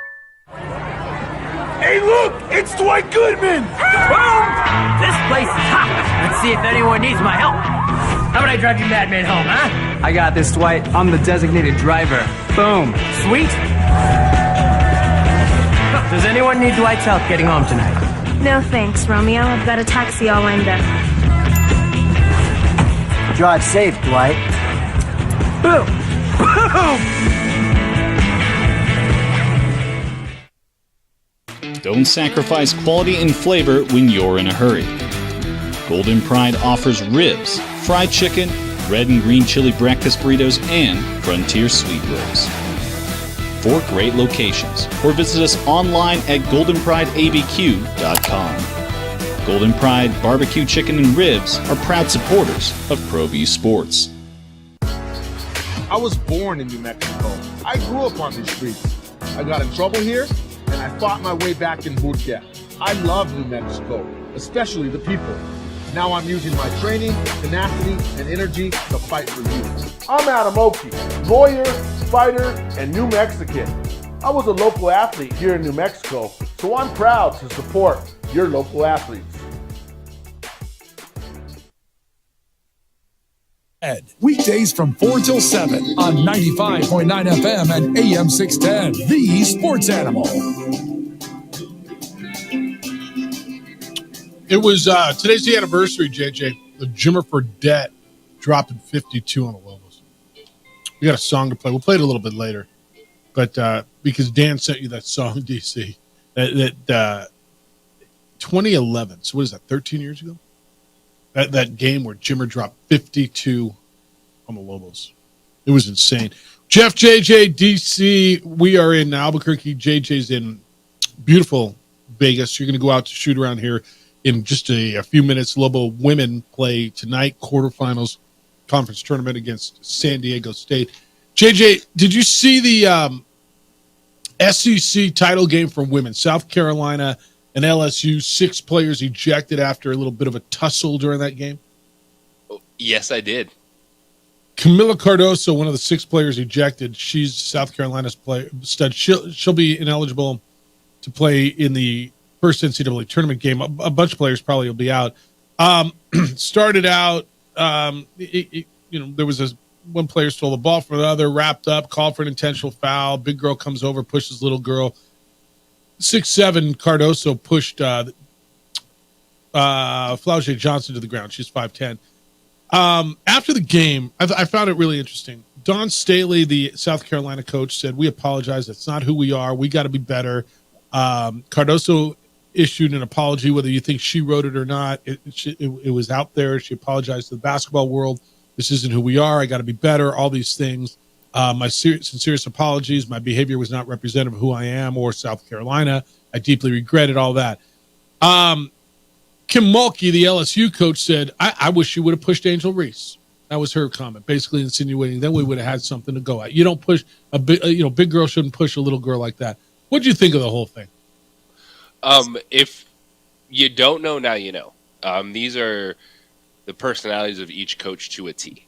Dawn Staley is one that, she'll push back, but, she's going to take the high road, and Kim Mulkey is going to get right in there and want to throw punches like she did with those comments. And it's one because South Carolina is unbelievable right now. Undefeated. And they're undefeated. They beat LSU again. Yeah, Cardozo is going to be out, but they're going to win their first round game by probably like 60 points in the 116 matchup that they're going to have in the NCAA tournament.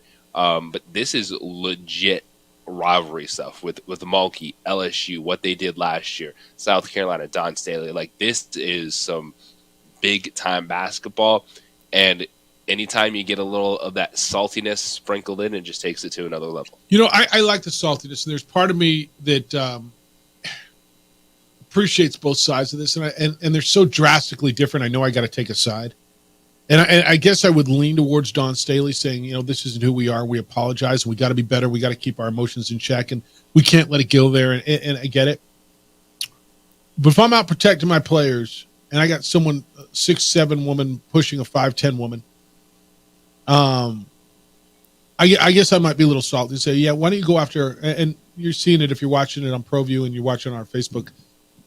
Adrian's showing it to you. I might be a little salty and say, yeah, go push someone who's going to push back. You know what I mean? And I know that's probably not right, but if I'm defending my players, I kind of understand where Kim Mulkey comes from. I'm not sure if you're going to ask me which way should I go. It's the other way. But it worked. It worked. Like, Don Staley did what she had to do with her player, absolutely obliterating someone else, and then Kim Mulkey's trying to stand up for her team. And so I know I'm supposed to take sides here, but I kind of get both sides of this. I kind of do. I'll tell you what, man. Women's basketball, the numbers for women's basketball are insane. I did find myself staring a little bit at that USC Stanford women's game. That Juju, what's her last name? Juju Watkins. Juju Watkins from USC. One of the best freshmen in the country, and they kept her quiet. They still won that game. Nebraska, Iowa, I watched that contest. Nebraska should have beaten Iowa, should have knocked off Caitlin Clark, but they could not finish the game in the fourth quarter, and Caitlin Clark comes back and wins a Big Ten title. Like, yesterday was fantastic. Watching the women's games, and then Drake, Indiana State was an awesome Missouri Valley Conference final on the men's side. It was a great day yesterday. Yeah, there was a lot. All right, when we come back, I want to get a little bit more. Well, you know what I'm going to do before you get out of here? I'm going to read you the rest of the correspondence. We're here for another hour plus. JJ's got to get out to shoot around. He's in Vegas. But I want to read you the rest of your correspondence on Jamal Mashburn and how that's gone down. And just on Lowell basketball in particular, some of you think, well, I'll tell you what you think as far as the tournament. That'll be when we get back. Gosh, it's been 20 plus years since I had my LASIK. And I was listening on the way in today. I heard one of the commercials that were running on Coleman Vision.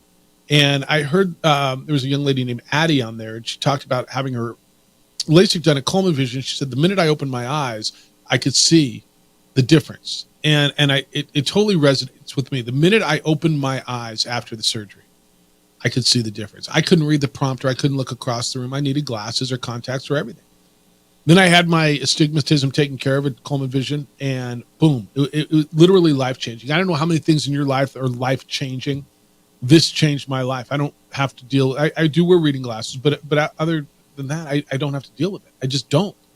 Dr. Coleman changed my life, and I think he can yours as well. If you're ready to ditch the glasses or the contact lenses, think about LASIK, see if you're a candidate, and call Coleman Vision. Dr. Coleman's technology is cutting edge. And he's at the top of this field, man. He plays a significant role in developing and testing this current technology. It's used around the world, and patients come from everywhere to have their LASIK done at Coleman Vision because they know of Dr. Coleman's reputation and him being the best. You've been hearing stories. You're going to continue to hear stories. Mine's one of them on how Dr. Coleman impacted people's lives. The procedure's quick. It's right there for you. You'll be able to take a look at it if you want to watch Dr. Coleman perform the surgery on someone else and give you the confidence you need. If you're a candidate, he will let you know. If you're not, he will let you know. But it's worth you taking the time to learn about it. It's all at ColemanVision.com. Go take a look, ColemanVision.com. Then call and make an appointment, 505-821-8880, 505-821-8880. This report.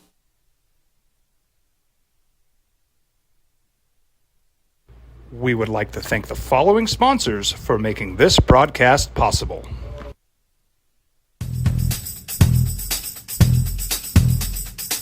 International Protective Services is a proud supporter of ProView Sports and New Mexico Youth Athletics.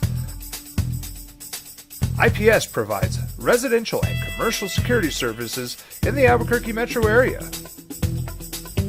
For more info, please call 505-897-2420 or visit internationalprotectiveservice.com.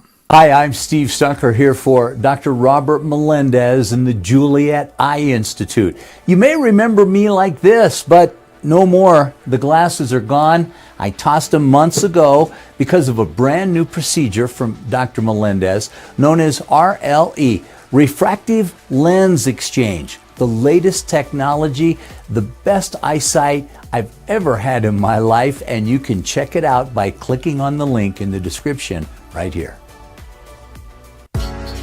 I was born in New Mexico. I grew up on these streets. I got in trouble here, and I fought my way back in boot camp. I love New Mexico, especially the people. Now I'm using my training, tenacity, and energy to fight for you. I'm Adam Oki, lawyer, fighter, and New Mexican. I was a local athlete here in New Mexico, so I'm proud to support your local athletes.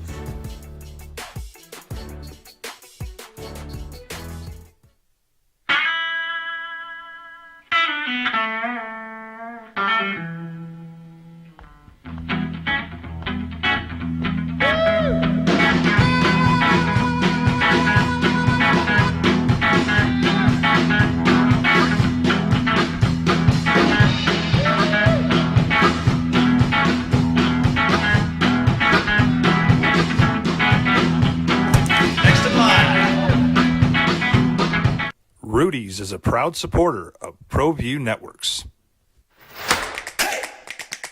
Albuquerque's leader in sports is ProView.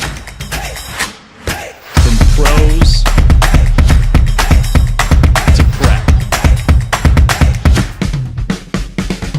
all your favorite action.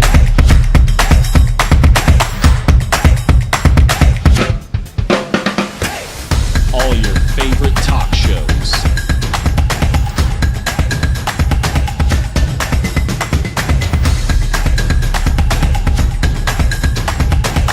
Find it on ProView Networks. Young driver, this one. Hard to get her out. She'd been drinking. This one. Both of them gone. They'd been drinking, and he drove clear off the road. This was my family. Drunk driver hit us. And my wife and our daughter, they didn't make it. Don't sacrifice quality and flavor when you're in a hurry. Golden Pride offers ribs, fried chicken, red and green chili breakfast burritos, and Frontier Sweet Rolls. 4 great locations, or visit us online at goldenprideabq.com. Golden Pride Barbecue Chicken and Ribs are proud supporters of ProView Sports. Well, I'm going to the Frontier, walk up to the cashier, order up a root beer and a number 1. Cover it with green stuff, 1 scoop is not enough. Find a booth is real tough, back by the Duke. Meet my family, meet my friends in the quirkiest restaurant I have ever been. All of Albuquerque's favorite spot, it's the Frontier Restaurant. The Frontier Restaurant is a proud supporter of ProView Networks. Hi, my name is Daniel Chavez, and this is my business partner, David Chavez. We are the owners of Indeed Safety. Indeed Safety is a local safety consulting company helping our clients with their safety needs for their projects. One of the things we pride ourselves as a construction safety company is helping our men and women in construction get home safe every day to their families. Indeed Safety is a proud supporter of ProView Network.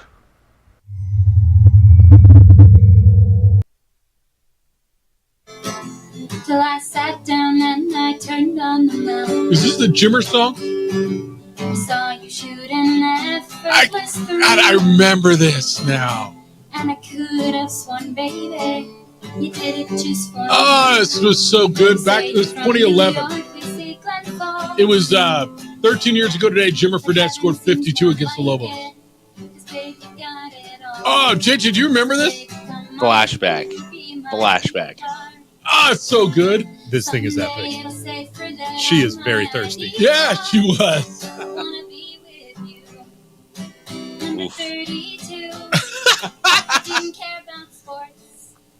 Till I saw you in shorts. Yep. I totally forgot about the Jimmer song. Wow. Thank you to whoever, I forgot who it was who sent me this. I'll tell you who it was, man. It was Dan. Dan, thank you for that. Till I saw you on the mountain. Remember the mountain? The mountain. Man. That was the mountain. Hey, I'm going to give you another soundbite. JJ, did you see Eastern New Mexico's game against Lubbock Christian yesterday? No. It's all right that you didn't. Eastern, I got to give Eastern a shout out because there's so many Eastern alums around here. Eastern New Mexico won their first ever Lone Star Conference basketball championship yesterday. Lyron Bennett hit a three-pointer at the buzzer. Greyhounds beat Lubbock Christian 91-88. They are going to the NCAA Division II tournament. It sounded like this on the Lone Star Network. Like this. Got it. Let me give you this. The floater won't go. Rebounded. Quick outlet. 3 seconds. 2. Bennett for the championship. He got it. He got it. He got it. Bennett. Got it. No goal and rebound. Oh, so good, dude. It's everything you want March to be, dude. So congratulations to our good friends out in Portales and all the Eastern alums around here. But it was really good. Mario Whitley grabbed a rebound with 5 seconds to go. Outlets to Bennett. He caught the ball just past the three-point line. 2 dribbles, 30-footer on the run, and splash, celebrate. And they win their first ever Lone Star championship, and they're going to the NCAA tournament. Congratulations. That's fantastic. Yeah, it was really, really, really cool. What a moment. Yeah, it was really cool for them. All right, let me give you a few of these before you get out of here. I know you got to go. Bourne says 2016 primaries equal the Aztecs, Jeff, since it's election season. There was a candidate that kept winning primaries, but another candidate was getting all the super delegates. All the Aztecs do is keep losing, but they keep showing up high on the brackets. I just don't get it. I'm going to let you explain it again, since you're the impartial one. Quad 1 and 2 wins, strength of schedule. What have you done overall? Not just what have you done lately. It's a credit to the Mountain West Conference that the numbers have stayed high. Enjoy it. I can understand some the other conferences get, right? That's what we've complained about, and your conference is getting the benefit of this now. It's okay. Yes, they are. Gopher, NCAA hot take. Jeff, Lobo basketball needs to get the auto bid now. A couple wins might get them to Dayton, but Dayton's not the state tournament, in my opinion. Okay, it is though. It actually is. James wants to know, what exactly do the women do this year, JJ?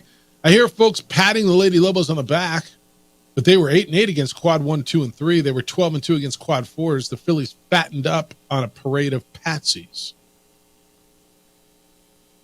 That's why conference awards are for conference season, and the non-conference schedule wasn't a juggernaut. Head coach Mike Bradbury didn't run from that. He wasn't sure what this team was going to be this season. He just wanted to try to build some confidence for conference play, and finishing in second place was huge for this team because there are moments in this season where some people felt that like this could be a first day, like playing on Sunday type of squad, and they go out there and finish in second place to show you that they're going to play hard every single night, and there you go. And they beat UNLV at UNLV. I think they did do that. Nobody else did that.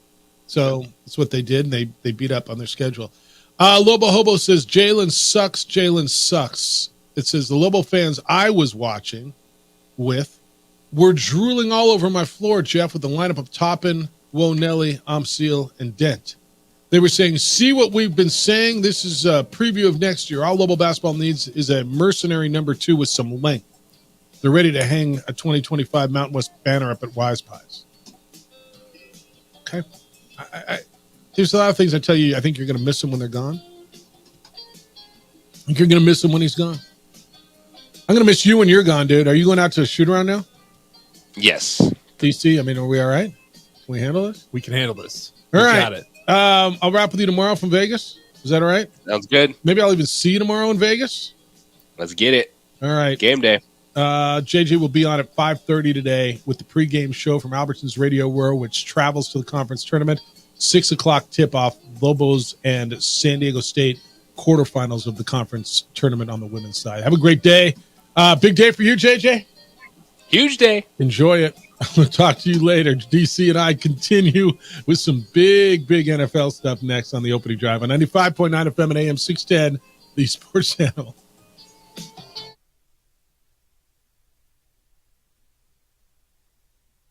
We would like to thank the following sponsors for making this broadcast possible.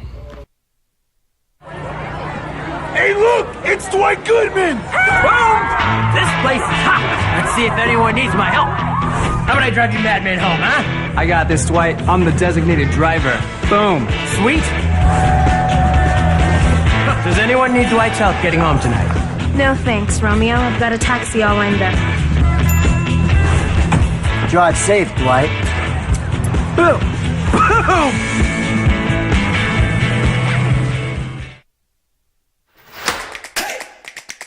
Albuquerque's leader in sports is ProView. From pros to prep, all your favorite action.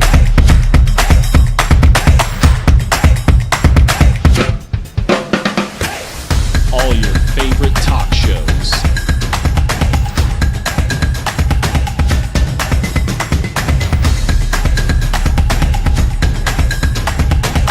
Find it on ProView Networks.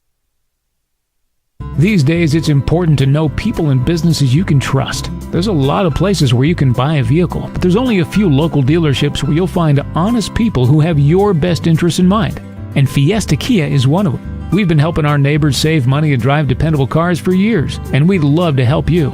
With new Kias arriving daily, you'll love our selection and the peace of mind you'll get driving a Kia from Fiesta. So stop by and see us today at Fiesta Kia on Lomas, or just start driving now at fiestakia.com.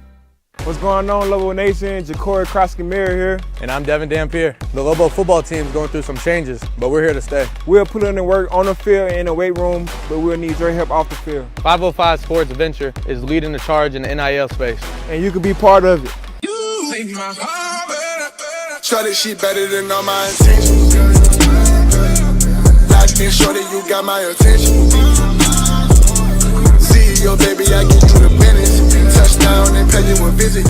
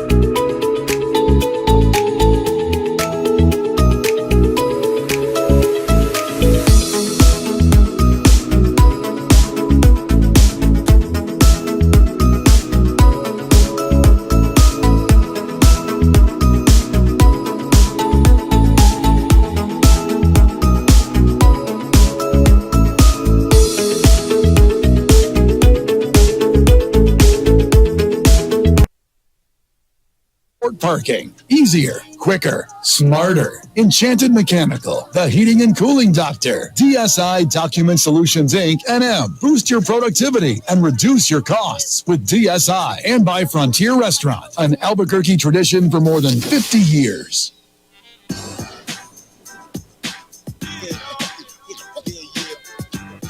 Now, voted the best sports show in New Mexico for 5 years running. It's the OD in the AM with three-time New Mexico Sportscaster of the Year, Jeff Symbieta and JJ Bond. Yep, we got JJ on the air tonight from the Mountain West Conference Tournament. 5:30 pregame show, 6 o'clock tip-off, it'll be the Lobos and the Aztecs. San Diego State beat San Jose State yesterday, 72-51 in the first round. And so the ladies will go at it then. Men start on Wednesday. We'll be there for that. Looking forward to that. It'll be New Mexico and Air Force, 4 o'clock Pacific. That means 5 o'clock to you and me. 4:30 pregame. Robert Portnoy and Hunter Green will crack the microphone from the Thomas and Mack Center. JJ's in Vegas, just left to go out to shoot around for his big game, so it's me in D.C. Did you watch a lot of hoop this weekend? What'd you do? I know you were going to go to Vegas, but you gave JJ the tickets instead, so he got to go see the concert. Which I am so happy he did. 311 Day. It's today. It's one of my favorite concert events. Is today 311? Today. It is. The 11th. Yeah, it's 311 Day. So, yeah, I it's funny because I date myself. The first time I went to 311 Day was 20 years ago. And I really wanted to go, but I didn't feel comfortable Probably as a good dad. move. Yeah, probably good move. Yeah. I don't know. I mean, taking your 4-year-old to Vegas. What's wrong with Sounds that? like fun. What's wrong with that? Oh, man. We can make a list. Yeah, fair enough. I think the first time my daughter went to Vegas, I want to say she was 13, maybe 14. It's got to be 13. And she got called up to the varsity team for lacrosse. And so they said, well, come with us to Vegas. You can play in Vegas. And I'm like, whoa. So we went out, and she was, I mean, she's not big now, but she was like mini, playing against some of these huge women from, British Columbia. And I remember we were in line with she was 13 and these women were 18. And they're like, she's only 13? And we played with them pretty well, but she played. But anyway, afterwards, we stayed out in Lake Las Vegas. We were out where the Lobos stayed when they played football there. And the team was going down to the Strip. And I'm like, It's like that. And coach went with them and coach's wife. And I remember Audra saying, let her go. And I'm like, And it was the first time I kind of let her go. And then her phone died and I couldn't track her and she didn't answer. And I was pissed. I'm like, wait. But yeah, it was. I let her go. But she was, I think, 13, and she was with a big group. I trusted most of those kids. Most of them. I can only imagine what it was like when the phone dies and you're like, Life 360. Yeah, where the hell's what do you my mean kid? you're disconnected? Yeah. In this moment, I can feel it for you. That is in Vegas, right? Ooh, that must have been tough. Yeah. It was. And then I took her, 2 years ago, when I was doing Lobo games. That was when I got that food poisoning at Thanksgiving. And so she just was tripping around the Strip at 16 years old during the day, having her thing. But, a good move on your part. All right, we got a lot going on. There's big NFL news, and I think we're going to get more as we go. Wide receiver T. Higgins, the guy who has been franchise tagged by the Bengals, has requested a trade. Russell Wilson is going to sign a 1-year contract with the Steelers. He'll go in and compete with Kenny Pickett for that job. Patriots have traded Mac Jones, their former first-round quarterback, to the Jaguars for a 6th-round pick. Jerry Jeudy, the former first-round pick of the Broncos, has been traded for a 5th and a 6th to the Cleveland Browns. The Niners are releasing Eric Armstead after the defensive lineman declined the pay cut opportunity. And Baker Mayfield, 3 years, $100 million, maybe up to $115 million extension with the Tampa Bay Buccaneers. So the new year for NFL starts on Wednesday. And so all these will take effect then, but it's a negotiating period where you're permitted to have conversations. And so we'll see more and more as we go. I got to believe we're going to hear something on Kirk Cousins in the next day. Oh, absolutely. The tampering period starts the minute we're off air. So my expectation is probably 5 minutes in, we're going to hear about it. So crazy. You're allowed to tamper. It's okay. Tampering is a negative connotated word, correct? Usually, yeah. All right, Don, good morning. You're on the Sports Animal. What's up, Don? Hey, Jeff. How you doing, man? It's been a long time. Life's grooving. How you living? Doing good. Looking forward to the tournaments coming up. Yep. And one of the most exciting times of the year. Hey, I've got a couple of things. On that last shot that kid from Utah State hit and the house was in his face, I played really good defense. Had he blocked that, or had that been a shot clock violation? It was right at the end. Do you know where the ball would have been displaced or would have been brought in? Would it have been right there where he took that shot? Well, okay, yeah, a couple of things. If it was a shot clock violation, it would have been on the side. If he blocked it and it goes out of bounds, it would have come in where the ball went out of bounds. So Right. like if he deflected it and it trickled all the way to the baseline, it would have been at the baseline. So, but a violation, the shot clock violation, I believe it would have gone out on the side unless the ball went out of bounds somewhere else. Yeah, closest to where he took that shot, correct? Correct. Yeah. Yeah. Okay. Yeah, the only other thing that I would have liked to have seen maybe is, make a quick adjustment, get somebody longer on that kid. Because, Jalen gave it everything he had. Just came up about an inch or two short. If he would have put in maybe Webb or... Yeah, but even at that point, the ball went on the inside, right? They played inside to Osibor, and everybody collapsed on Osibor.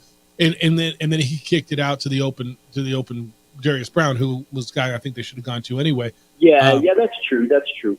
The other thing, I sent you a text a while ago, and I said, I think the Lobos, and it's not a dig on Mashburn or House, but I do think that they will be better once those guys move on. And here's my rationale for that. Those guys can put the points, on the board. This year has been not as consistent as the past. The thing that, and you'll hear Patino say this, they're so much longer than us. They're so much taller than us when he's talking about the opponent. And I love those guys. House, you can't get anybody that plays more exciting defense than him. Mashburn, when he's on, he's pretty much unguardable.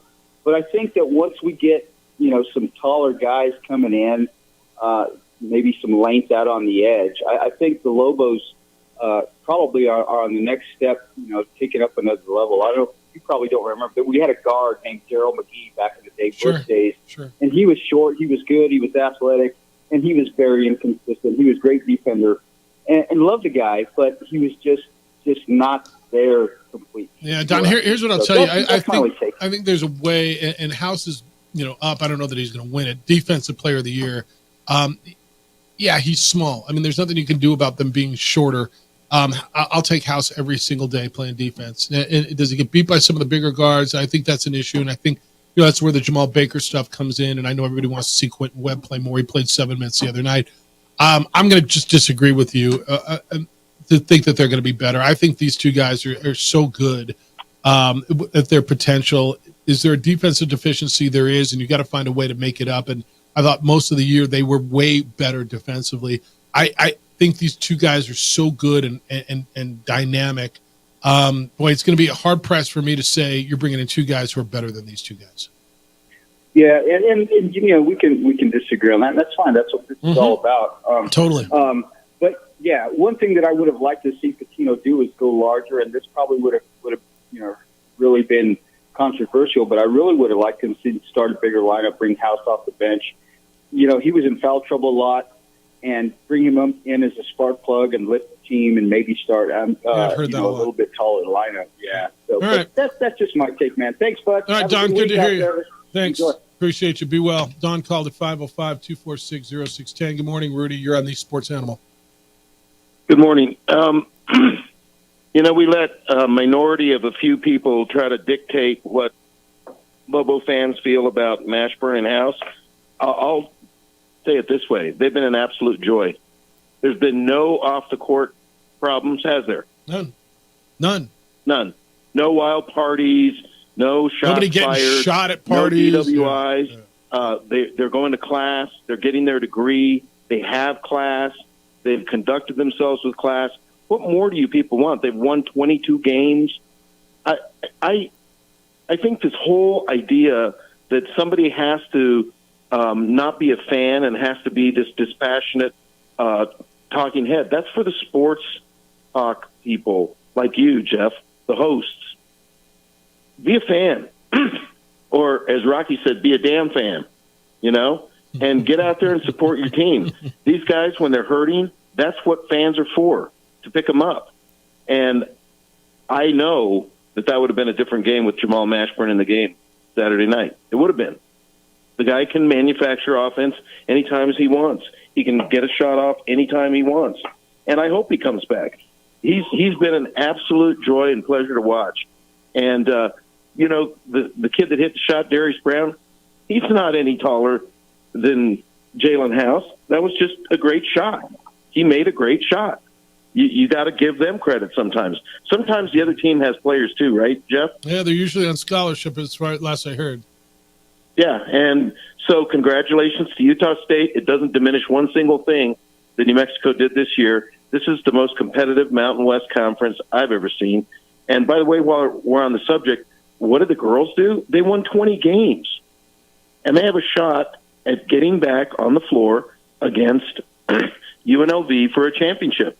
And, you know, by that time Wednesday, there'll be well over 6,000 Lobo fans there. And the thing I really resent, what the Mountain West Conference has done to try to separate the men from the women and not play at the same time has been a disservice to the women, because you just don't have the atmosphere at the women's games that you had when New Mexico had all their fans. Yeah, I'm trying to remember how they did that, Rudy. I'm looking at Thursday's schedule right now. There's the men play at noon, 2:30, and 6. Noon, 2:30, 6, and 8:30. How are they playing all those women's games at the same time? Like, how are they doing it? They had them staggered, and, you know, they could use the Cox Pavilion if they really wanted for to. the women, but then the women say, well, we want to play in the big arena. Why are we getting the short change? Right. Well, I mean, for the preliminary games where, you know, you have Boise State with their 10 fans and Utah State with their 10 fans, you could do that. Yeah, but the Lobos have been in that game before, too. I mean, and that's why I think that they worked it out the last time. Yeah. I don't know how they do it. I'm trying to remember how they did it. Narvaez is going to address that, but I just think it gives the short shrift to the women. It does. They're done on Wednesday, you know? Yep, they play the championship game is on Wednesday at 8:30 our time. Yeah. All yeah, right, but man. I guarantee you, everybody that's going out there is a Lobo fan, and they all support every one of these players. You going? I'm leaving tomorrow morning at 6 a.m. All right. We'll see you out there. See you in Vegas. Thanks, Rudy. Okay, take care. All right, on that, and he said Darius Brown, the guy who hit the shot, is the same size as House. Darius Brown's 6'2", and he may be player of the year in this league. He's the same guy. He started out, he's from Pasadena, went to Cal State Northridge, went to Montana State, and then came over with Danny Sprinkle. But for everybody who's yelling that well, I mean, they're not big enough, he's 6'2". Is he bigger than House, or is he bigger than Mashburn? I mean, he might be by whatever. Don said he would have rather seen someone else guarding him. I don't know how you take House out of the game at that point. In fact, I wouldn't have. And what's House listed at 6 feet, so a couple inches on him. Dude hit a shot, man. Dude hit a shot with a guy in his face with a championship on the line, and he splashed a 3. I mean, that's what happened. Dude hit a shot, and that's why he might be player of the year. Was the defense bad? Defense wasn't bad, man.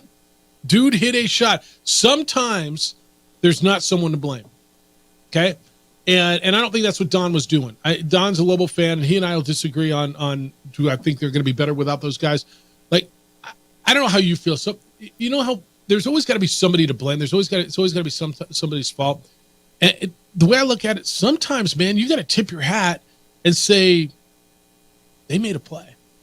And the end of that game, Great Osipor gets it, and he gets double, triple teamed. He found a wide open Darius Brown, and Darius Brown hits a 3-pointer to win a championship. I mean, at some point you tip your hat and say, man, dude hit a shot.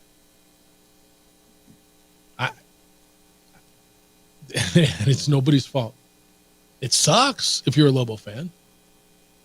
I hate saying it sucks because it's such a bad take. Kind of like the student section chanting all night, Jalen sucks.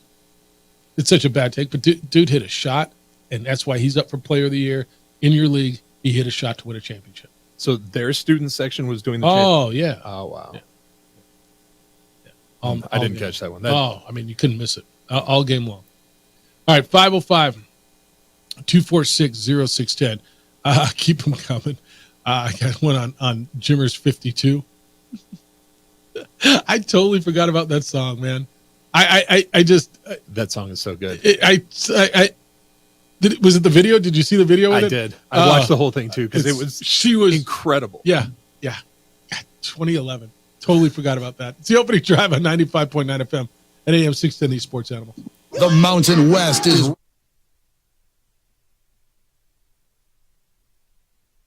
We would like to thank the following sponsors for making this broadcast possible. I was born in New Mexico. I grew up on these streets. I got in trouble here, and I fought my way back in boot camp. I love New Mexico, especially the people.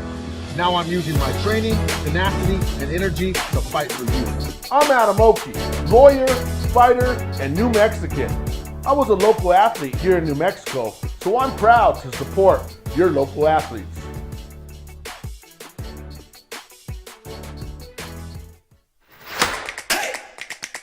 Albuquerque's leader in sports is ProView. From pros to prep, all your favorite action.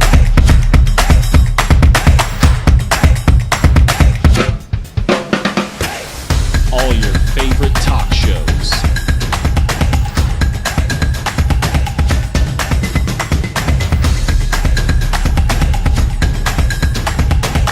Find it on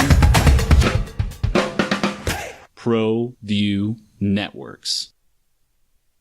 Teenagers love a party, especially during prom and graduation season.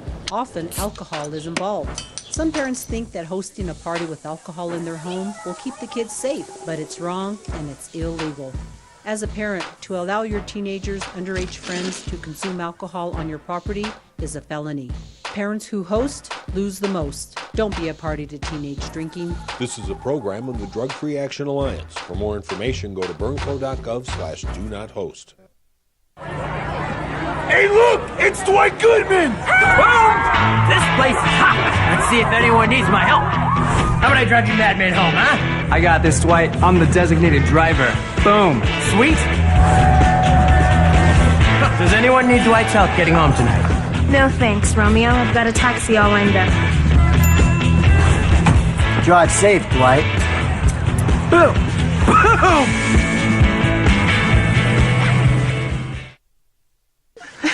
Boom! Seriously? You expect me to drive while you aren't wearing seatbelts? What's the worst that can happen?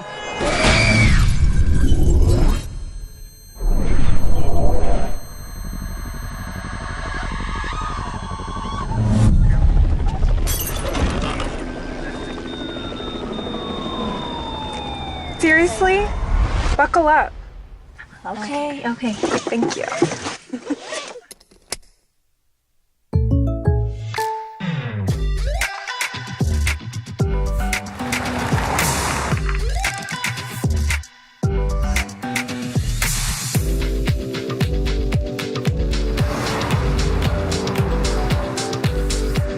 For your surprisingly great rates, contact your local State Farm agent today. If you want the real deal, call State Farm agent Marty Size in Albuquerque today. Like a good neighbor, State Farm is there. For your business or your home, Valley Fence stands alone. We're number one in New Mexico for a reason. It's the best fence you can own. Proudly serving New Mexico for over 50 years. At Valley Fence, the difference is clear. No fence too big, too small, or difficult. We handle them all at Valley Fence Company.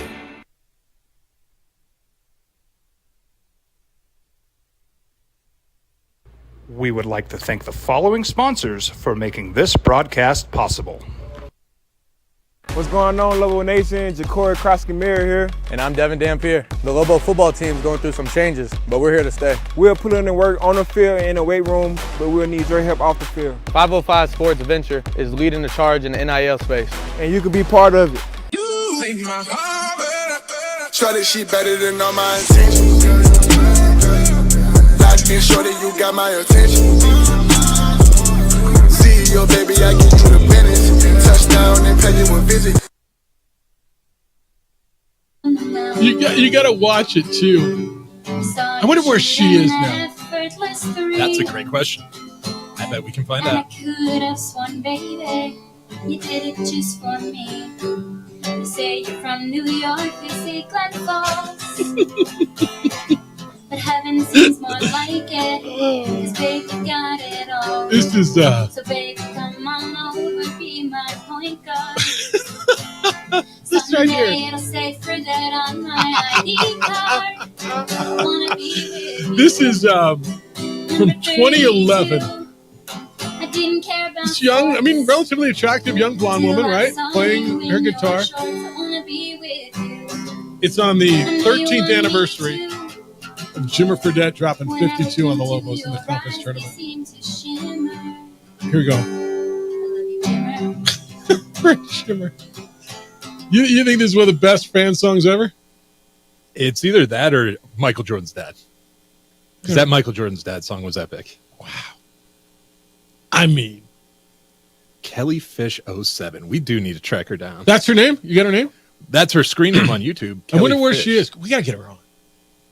Oh, okay. I mean, All right, honestly. Let's see what we got here. We got to find a way, because that was 13 years ago. I remember that so well. I totally forgot about it until you said it. That was insane. Jack says, I didn't care about sports until I saw you in your shorts. Is that the most epic line ever, Jeffy Lube? It's a good one.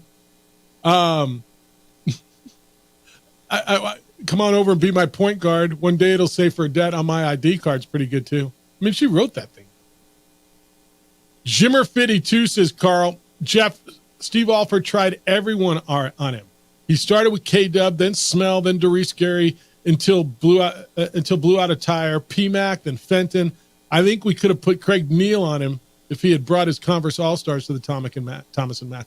Yeah, I was just watching highlights. Somebody sent me, probably the same person who sent me the song, sent me the highlights of that the other day. He was bonkers. I'll show you the clip. I'll share the clip with you. DC, Jimmer. So when Jimmer Fredette was in this league, and Jimmer played in the NBA for a while, he was insane. As good a scoring machine as we've ever seen. It was bonkers. Couldn't disagree with Rudy Moore, says Lynn. You aren't getting 22 clubs in one gym at the same time. I'd like to see them move women's basketball out of Vegas and play this Friday, Saturday, and Sunday when more people can go. Nobody's watching 4 p.m. on Monday. But are people going to watch against the men? And that's why they've been running the women's tournament earlier. If you put them on Thursday, Friday, Saturday against all the men's tournaments that are going on, are people going to watch it? I mean, would that be a disservice as well? Mike, good morning. You want to talk about the Lobos? How you living, Mike? Living great in Loboland. Hey, just a couple thoughts. I think I'll start it off with that last defense in Utah State. Potentially the defensive player of the year. Can you see yourself holding him out for the last play for ball hawking? I would probably say he just about put a finger on that ball. If we had anyone else to play that position, would they even come close? Once they collapsed on the drive, that's kind of he was a wide open. Yeah, I agree with that. So that's my first thought on that. So we had the best players on the court at the time. Analytically, if you look at, for all you guys that are, and women that are filling out your brackets when it comes out, Lobos are in a lot of the stats on the upper echelons of good things. I mean, they're the best numbers here, the best numbers there. If you really follow a lot of these different brackets, and they're looking at how they're grouping them and how to pick from them, they're looking good in a lot of bracket and a lot of that stats. If we can get into the tournament, that'd be great. But I just wanted to point out also is that it was a great year. I mean, you got to realize how we started. We didn't even know how we were going to play three guards. I mean, remember those arguments, and players are going to leave, they're going to be upset. The way they played defense and how hard they played, I think you needed three guards to be rotating in and out, number one. Number two is, I think we had a tandem there that just is unbeatable. I mean, as far as getting the ball down the court, and I can go on and on and on how I feel. But I think there'll be probably a segment at the end of the year, how they do at the end of the new year, where they break down the new year and all the stuff that happened and where we're at and all that. And there's going to be a lot of good stuff said at that point. That's good, Mike. Appreciate you. And thanks for the call. I agree with a lot of it. First of all, you're not taking House out at the end of the game. Somebody said, would a taller player would have blocked the shot? I don't know that anybody else would have got back out there as quickly after collapsing on Osobor down low. They put the ball down low. They thought Osobor was going to go up and try to win the game. It was a tie game. They didn't need a three. Osobor, with the shot clock running down, kicks it out, and Darius Brown hit a shot. And sometimes you tip your cap. It's like Max Rice did the other night at San Diego against San Diego State. They literally, the shot clock was running down, ball was out on the perimeter, and they kicked it out to Rice, and he had 2 feet on the center court logo and splashed a three. dagger. I mean, sometimes the other dude just hits a shot, man. Sometimes the other guy makes a play. And that's what happened with Darius Brown, man. He's really good, and he made a play. And I could sit here and tell you got to like it. But I just don't know that we got to find blame on this one. Because I don't know that there is blame. They played good defense. They collapsed on Osobor like they did. Well, Jeff, they left Darius Brown open. They got back out to him. It was a contested 3 with a championship on the line, and dude hit a 3. Right, sometimes the other guys are really good too. I didn't care about sports until I saw you in your shorts. Is that the most epic line ever, Jeffy Lube? There's some good ones. It's up there. Yeah. She drops a lot of good lines in that one. Yeah. It was a pretty well written little song. I wonder, she had about 3 chords on there. She was working with 3. Yeah, had a couple G's working. Yeah, that's what I mean. I thought it was good. That was her last post on YouTube under that one. Really? Yeah. So you can't find her? I'm having a very difficult time. I think that's not a coincidence either. No, I'm sure it's not. But I wonder 13 years later where she is, and I'll keep digging. But yeah, and how her current husband might feel about her love for Jimmer. Maybe it is Jimmer, or maybe it is Jimmer, because she wanted him to come over and be her point guard. Because one day it'll say for dead on her ID card. On her ID card. That one right there actually might be my favorite. Yeah. That is a bold statement. The other one was, the other girls stalk you online, but we have something special because you're my Valentine. That's where it got. No, that's where it got a little weird. It took another turn on. Whoa. That one was special. Yeah. Jack says this is not a great draw for Lobo basketball, Jeff. It's hard to prepare for the option on short rest. Air Force is going to make Lobo basketball defend for 40 minutes. Then if they win, here comes Fried Rice, who might have the hottest club in your league over the last month with extra time to rest and prepare. Look, you're right. It's not an easy draw. It's not. You will and you should beat Air Force. Like they got your attention. Yeah, they beat you. There's no way. Tell me there's no way they lose this game, right? They don't lose to Air Force. It doesn't end like that, right? I sure hope not. These phone lines will be a very dark place if that happens again. Oh, my Lord. Yeah, they beat Air Force. Now, is it a tough matchup against Boise State? Sure it is. They beat you twice. Now, get there first. Get there first. We're going to be there all week. JJ's there now. I'm going to be there tomorrow. Looking forward to the Mountain West Conference. The whole tournament brought to you by our coverages anyway, by Frontier Restaurant. An Albuquerque tradition for more than 50 years. Coleman Vision, perfect game. Airport parking, easier, quicker, smarter. DSI Document Solutions Incorporated, New Mexico. Boost your productivity and reduce your costs with DSI. And Enchanted Mechanical, the heating and cooling doctor. I got more from you when we come back. I'm going to check the latest on the NFL because it is happening as we speak as the legal, it's so crazy to me. That should be the name of a band, Legal Tampering. You think? Actually, that works really well. Yeah, it wouldn't be horrible. I bet they'd be good. Be a ska band. It would be a ska band. It'd be really, really fun. A beat horn section. Yeah, but a big cool horn section. That's next. The latest on the NFL because it's moving, and you need to hear about it. And it's the opening drive on 95.9 FM and AM 610. The Sports Animal. The madness is coming.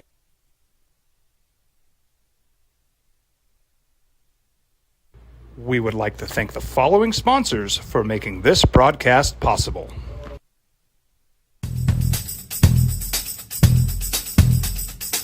International Protective Services is a proud supporter of ProView Sports and New Mexico Youth Athletics. IPS provides residential and commercial security services in the Albuquerque metro area. For more info, please call 505-897-2420 or visit internationalprotectiveservice.com.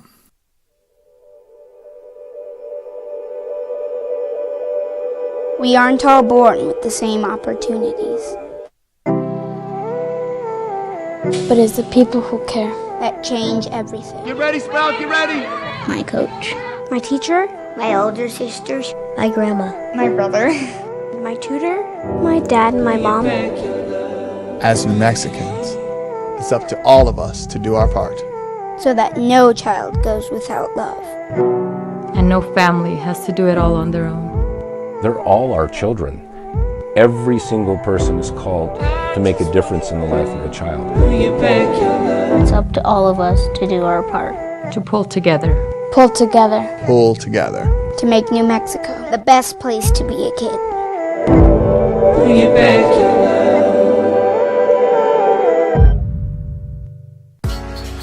I was born in New Mexico. I grew up on these streets. I got in trouble here, and I fought my way back in Burquia. I love New Mexico, especially the people.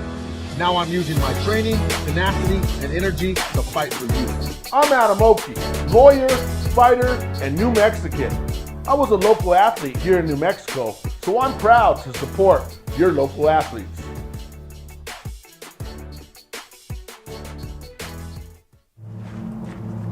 Young driver, this one. Hard to get her out. She'd been drinking. This one. Both of them gone. They'd been drinking, and he drove clear off the road. This was my family. Drunk driver hit us. And my wife and our daughter, they didn't make it. We would like to thank the following sponsors for making this broadcast possible. Everguard Roofing and Solar. For nearly 20 years, Everguard Roofing and Solar has been working with New Mexicans to enhance their homes and businesses. For all your roofing and solar needs in New Mexico, call 505-821-9543. Hey, look! It's Dwight Goodman! Boom! This place is hot. Let's see if anyone needs my help. How about I drive you madman home, huh? I got this, Dwight. I'm the designated driver. Boom. Sweet. Does anyone need Dwight's help getting home tonight? No thanks, Romeo. I've got a taxi all lined up. Drive safe, Dwight. Boom! Boom! What's going on, Lobo Nation? Ja'Cory Krosky-Miller here. And I'm Devin Dampier. The Lobo football team is going through some changes, but we're here to stay. We'll put in the work on the field and in the weight room, but we'll need your help off the field. 505 Sports Venture is leading the charge in the NIL space. And you can be part of it. Shorty, she better than all my intentions. Locked in, shorty, you got my attention. See your baby, I get you the business. Touchdown and pay you a visit. Albuquerque's leader in sports. View. Right before it. See, I didn't notice that one. That even makes it so much better. I can't get enough. I just can't. 13 years ago today. You think they're celebrating in Provo or they forgot about it? When Jimmer scored 52 against the Lobos. They're celebrating. I think Steve Alford would vomit if I brought this up to him. It was because he had a really good team, dude. That was Kendall Williams and Tony Snell. And I mean, that was a good team. And Jimmer, I mean, they could not stop him. That was the Friday night at the Mountain West tournament is awesome. It's awesome because we're, yeah.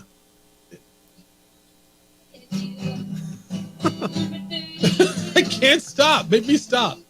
No, I think it's great. I love it. All right. What do we got in the NFL for you? Because there's stuff going on. Bengals wide receiver T. Higgins has been tagged with the franchise tag, as you well know.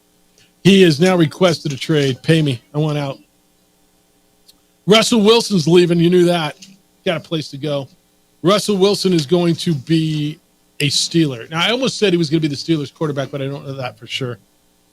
Russell, you said to me during the break about an hour ago, because the Broncos are going to host the Steelers this year. Whenever, I don't know if it's going to be early, late, middle, it doesn't matter. We're going to ride. Let's ride. You said there's a good chance Russ is sitting on the bench. Let's just say Russ is playing. Does he have a great game or a brutal game? There's no in between. He's either going to be really good and the Steelers are going to beat him, or he's going to be brutal.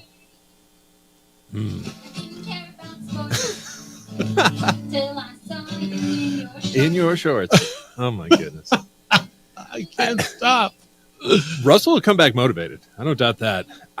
Yeah, but Yeah, but exactly. Like, that defense is going to be motivated as well. Coaches will be motivated. I mean, how good is he? He can be motivated all you want. I know you guys still think he's got something in him. And I'll give you, is he worth more than $1.2 million? Yeah, look at some of the quarterbacks who are in the league making money. But I whatever.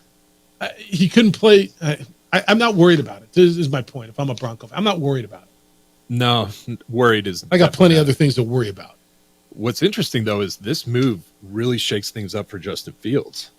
Because, like we've been saying, in 25 minutes, legal tampering starts. So the real question is, how Minnesota?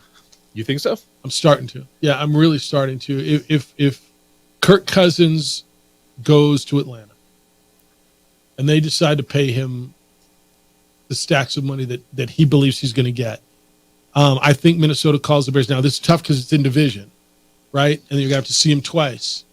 I say they offer him a third. And I think the Bears are getting to the point where we got to get this resolved. They're going to say, no, we want a first. They're going, no, man, we got a fourth. All right, we'll take the third. I'm really starting to think Minnesota on this. I think that'd be a fantastic move if they did do that. You know, it's amazing, though. I really and truly, and maybe it's just me, I think Fields is a really good quarterback. I think he's going to see, and this is where he's more polarizing than Russ. I mean, we've seen Russ. Most people are done with Russ.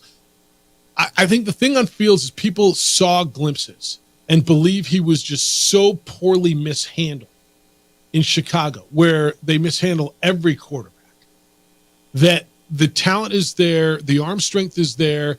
He just needs to be coached, to be brought into a system that Kevin O'Connell, who's a former quarterback and was the head coach at Minnesota, might be able to bring him into, and you can maximize what he is. Coach the wild out of him to an extent, calm him down. He's still decent in the pocket. He can get out. I think there's I would almost argue the majority of people think how you do. Well, I mean, it's that 1,300 yards rushing from a couple years ago. Yeah. I think that's the thing that stands out. Having a guy like O'Connell bring him in and teach him how he wants him to play quarterback could be an excellent thing.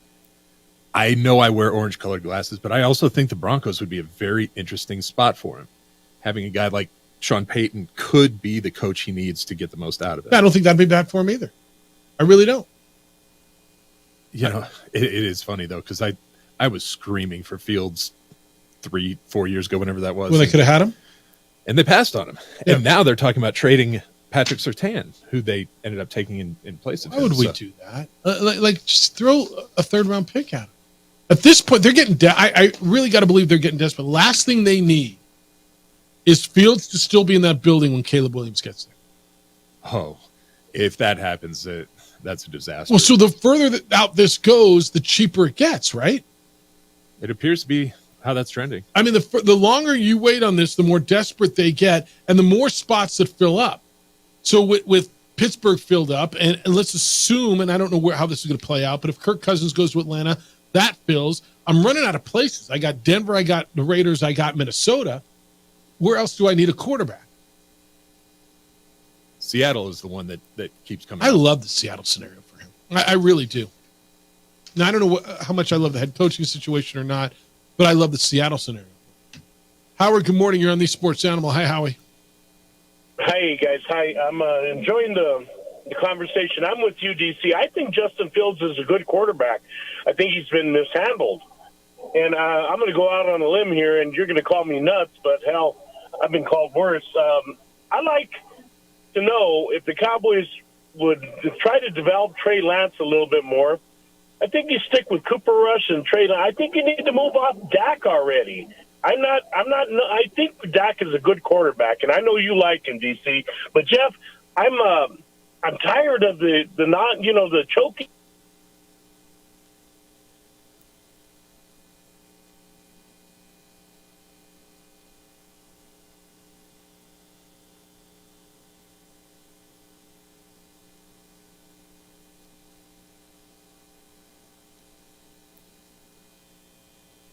Is Pro View.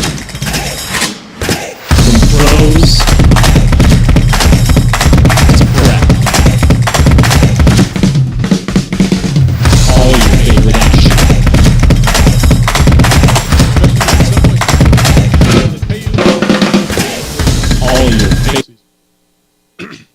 what are you paid for? If you're paid at that level, I think you're paid to win in the postseason. I mean, if you're paid $1.2 million like Russell Wilson, you're paid for the postseason or the regular season. But if you're paid at the elite level, whatever elite level is at that time in your life, wherever market value is, yeah, Howard, I think you're right. If you're paid at that level, that kind of money, yeah, you're probably paid to win postseason games.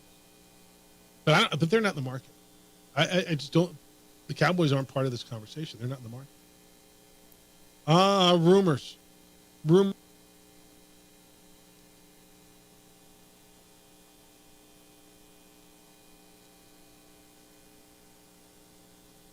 Josh Jacobs, but it appears he's going to hit the market.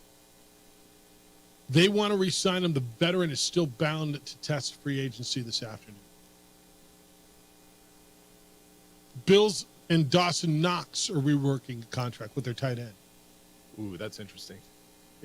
On his second year, he's already reworking? Yeah. Ooh, they must really like him. Kirk Cousins, this came out this morning at 8:44. What time is it? About an hour ago. Kirk Cousins going to test free agency. We'll have discussions with the Falcons this afternoon. Vikings are still in the mix. But Kirk Cousins is going to make it easy for Atlanta to pry him away. So that's a deal. Something's happening there. Eric Armstead got released. 49ers and Eric Armstead could not agree to a reduced salary. He will be released. Free agent. He's really good. I'm just trying to see anything else I see that's going to spark your attention. But you're right, man. It opens up literally here in 17 minutes. Who do you think the first name we hear making a deal? Who do you think that'll be? I know you got someone in mind, don't you? I think it's got to be Cousins. It seems like everyone's waiting for that first big piece to move, and it seems like it's him. It feels like the obvious one. That's why I'm not willing to go there. I don't know. Saquon? That's an interesting one. I do believe he goes early. We'll hear his name today. And it would be wild if it was with the Ravens. It's all the talk, right? Ravens and Cowboys. And either of those landing spots would be great for him, if you ask me. Both of those teams need running backs, and that's the best one out there. All right. I'll go through all this stuff, too, when we get back. Wrap up any correspondence that I've not gotten to. You ready for everything you got to know as you go through your Monday of conference tournament week. We'll do that when we get back. I've been telling you about International Protective Service for years, IPS, and I know you see their vehicles all around town. I know that you see their officers in retail stores when you go, whether it's Target or Nordstrom or wherever it is you go. They're making a difference. They make a difference for me. They protected and patrolled my home for years. They give my family peace of mind. My neighbors now employ IPS. It's armed, trained security officers. It's affordable private security. With the bad guys on the rise, the good guys' numbers dwindling, the requests for their services even higher, this gives you that extra layer. If your alarm goes off, IPS is there within 7 minutes or less with a trained armed security officer. They will install cameras and monitor those cameras. So if they see something, they will be out there. Sign up and have IPS monitor your alarm and your cameras. When bad guys see surveillance, it discourages criminal activity. The number is 505-897-2420. 505-897-2420. You can go online at ipsglobal.com. IPS is committed to making Albuquerque and Santa Fe better and safer to live and work.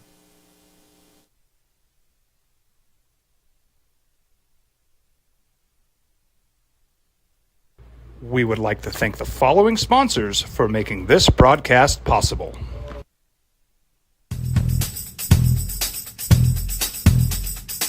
International Protective Services is a proud supporter of ProView Sports and New Mexico Youth Athletics.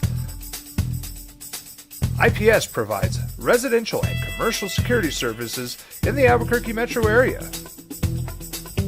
For more info, please call 505-897-2420 or visit internationalprotectiveservice.com. Albuquerque's leader in sports. is Pro View. From pros to prep. All your favorite action.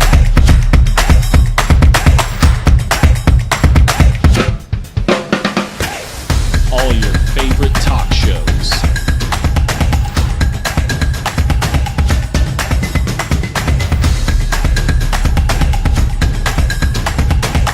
Find it on Pro View Networks. What's going on, Lobo Nation? Ja'Cory Cross-Camara here. And I'm Devin Dampier. The Lobo football team's going through some changes, but we're here to stay. We'll put in the work on the field and in the weight room, but we'll need your help off the field. 505 Sports Venture is leading the charge in the NIL space. And you can be part of it. Shorty, she better than all my intentions. Light skin shorty, you got my attention. CEO, baby, I get you the business. Touchdown and pay you a visit.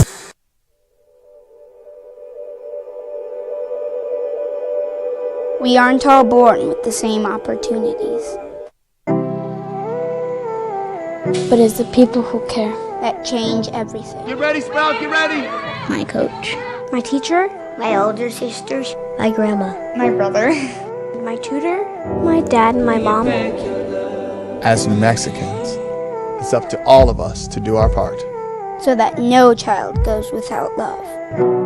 And no family has to do it all on their own. They're all our children. Every single person is called to make a difference in the life of a child. It's up to all of us to do our part. To pull together. Pull together. Pull together. To make New Mexico the best place to be a kid.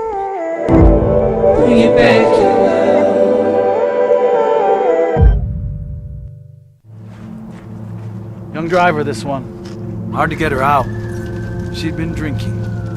This one. Both of them gone. They'd been drinking, and he drove clear off the road. This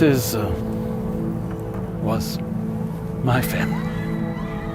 The drunk driver hit us. And my wife and our daughter, they didn't make it. If you're drunk, blasted, Intoxicated. ripped, plastered, destroyed, bruh. If you're like this, you shouldn't be driving. BB Juck will have the call from Albertsons Radio Row, Thomas and Mack Center. Lobos in San Diego State, 5:30 pregame and 6 o'clock tip-off. Is that right? Just want to make sure. Yeah, that's right. And then he's in Vegas. I'll be there tomorrow. It's conference turn. I know half this town's going. It's like last one out, turn out the lights. 505-246-0610. Congratulations to Eastern New Mexico's men's basketball team. They won the first ever Lone Star Conference championship. It was a buzzer beater. Text line says, fun fact, Eastern New Mexico has been to a Final Four. Did not know that. Response to texter about San Diego State. UNM is 2-7 versus Quad 1, but has a 29 net ? According to NCAA rankings. Truth be told, no one really understands net, but it's only one metric. Do not put all your eggs in the net basket. Fair.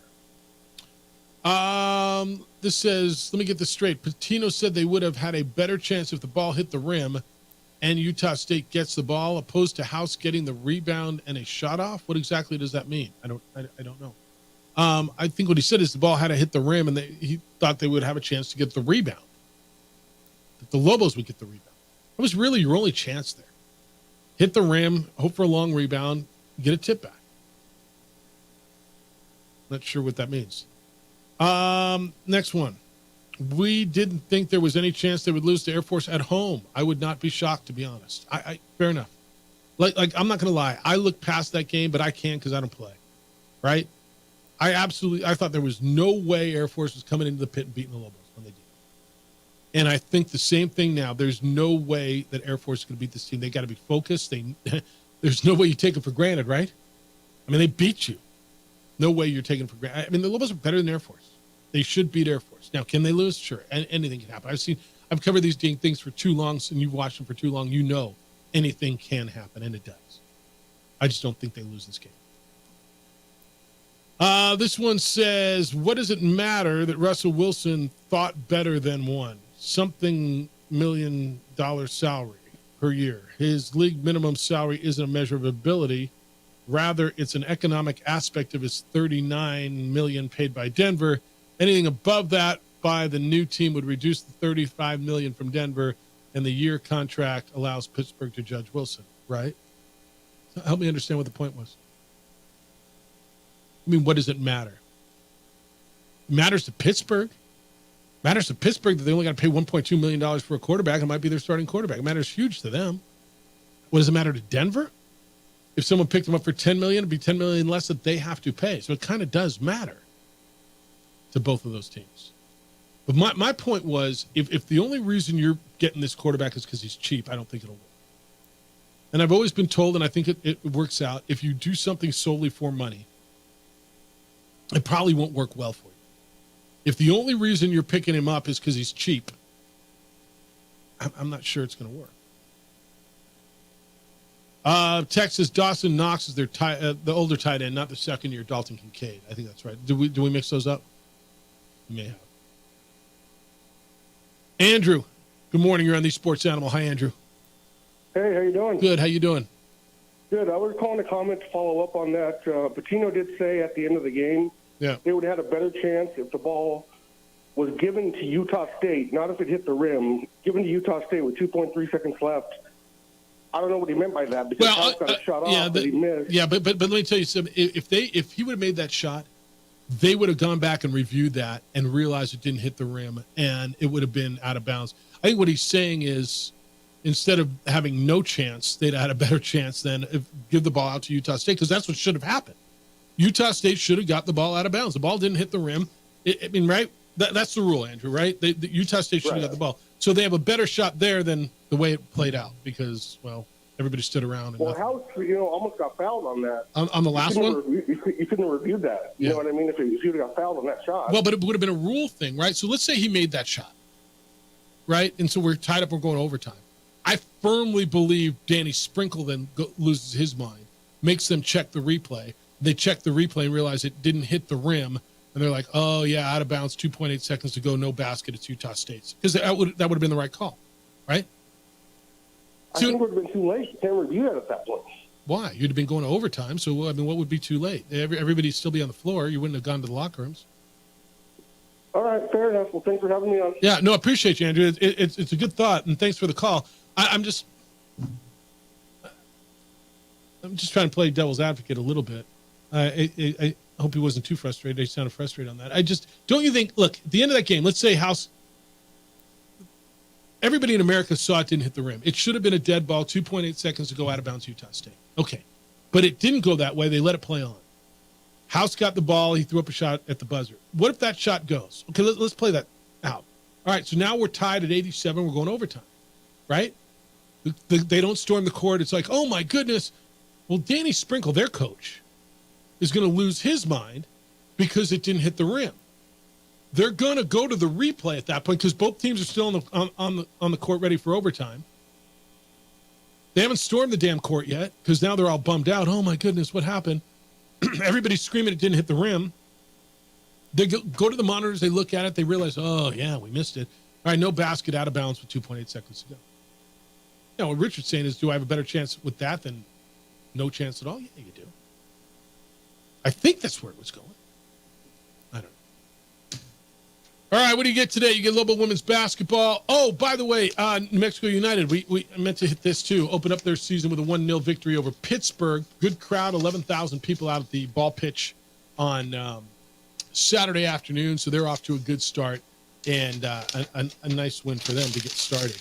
Did I miss anything today? Probably, huh? What did I miss? I think you hit literally everything there was to hit. You think? No. I think, no, we went where we needed to go. No. I hit everything on your list here. I mean, there's not one I didn't hit on the Bears.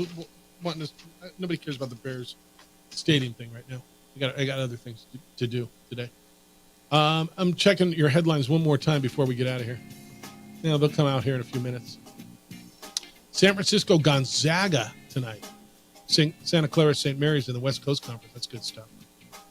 Jim Rome Show is next. The Herd with Colin Cowards after that. 2 Men On is here at 4. JJ cracks the mic at 5:30 with Lobo women's basketball from Vegas. It is the conference quarterfinals. They play San Diego State. Adrian, great work.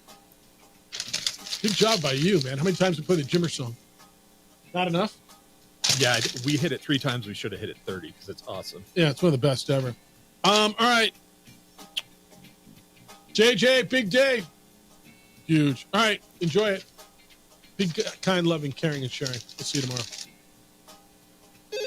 Thanks.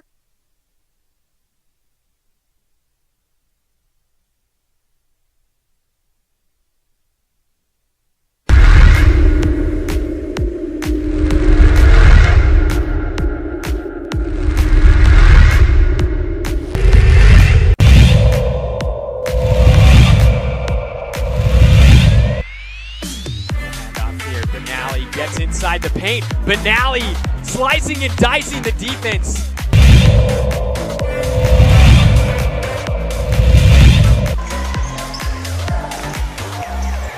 Good steal there. Archuleta underneath the scoop shot, and he scores.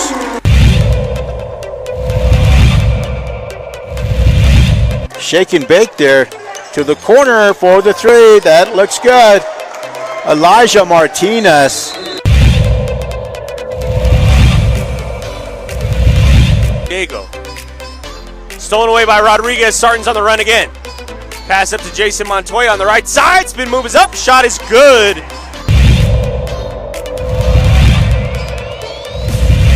In their defense.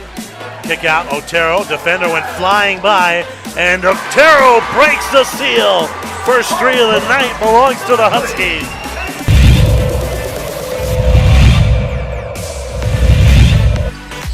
Somewhere to go. Here's Holland, who steals it away from Capital, getting double teamed. Here's Holland pushing his way forward and getting more points.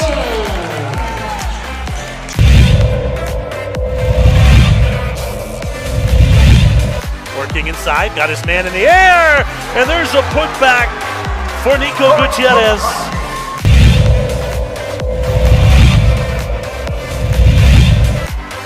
Eldorado right in this. Eventually that pass was going to get stolen. I saw that coming. They ran the same play 3 straight possessions. Anna Taylor was off the steal. Made him pay. Puts it home. Nice shot by Anna Taylor.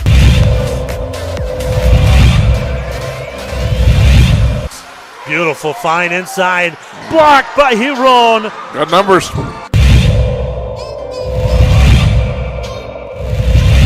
Randall drives baseline.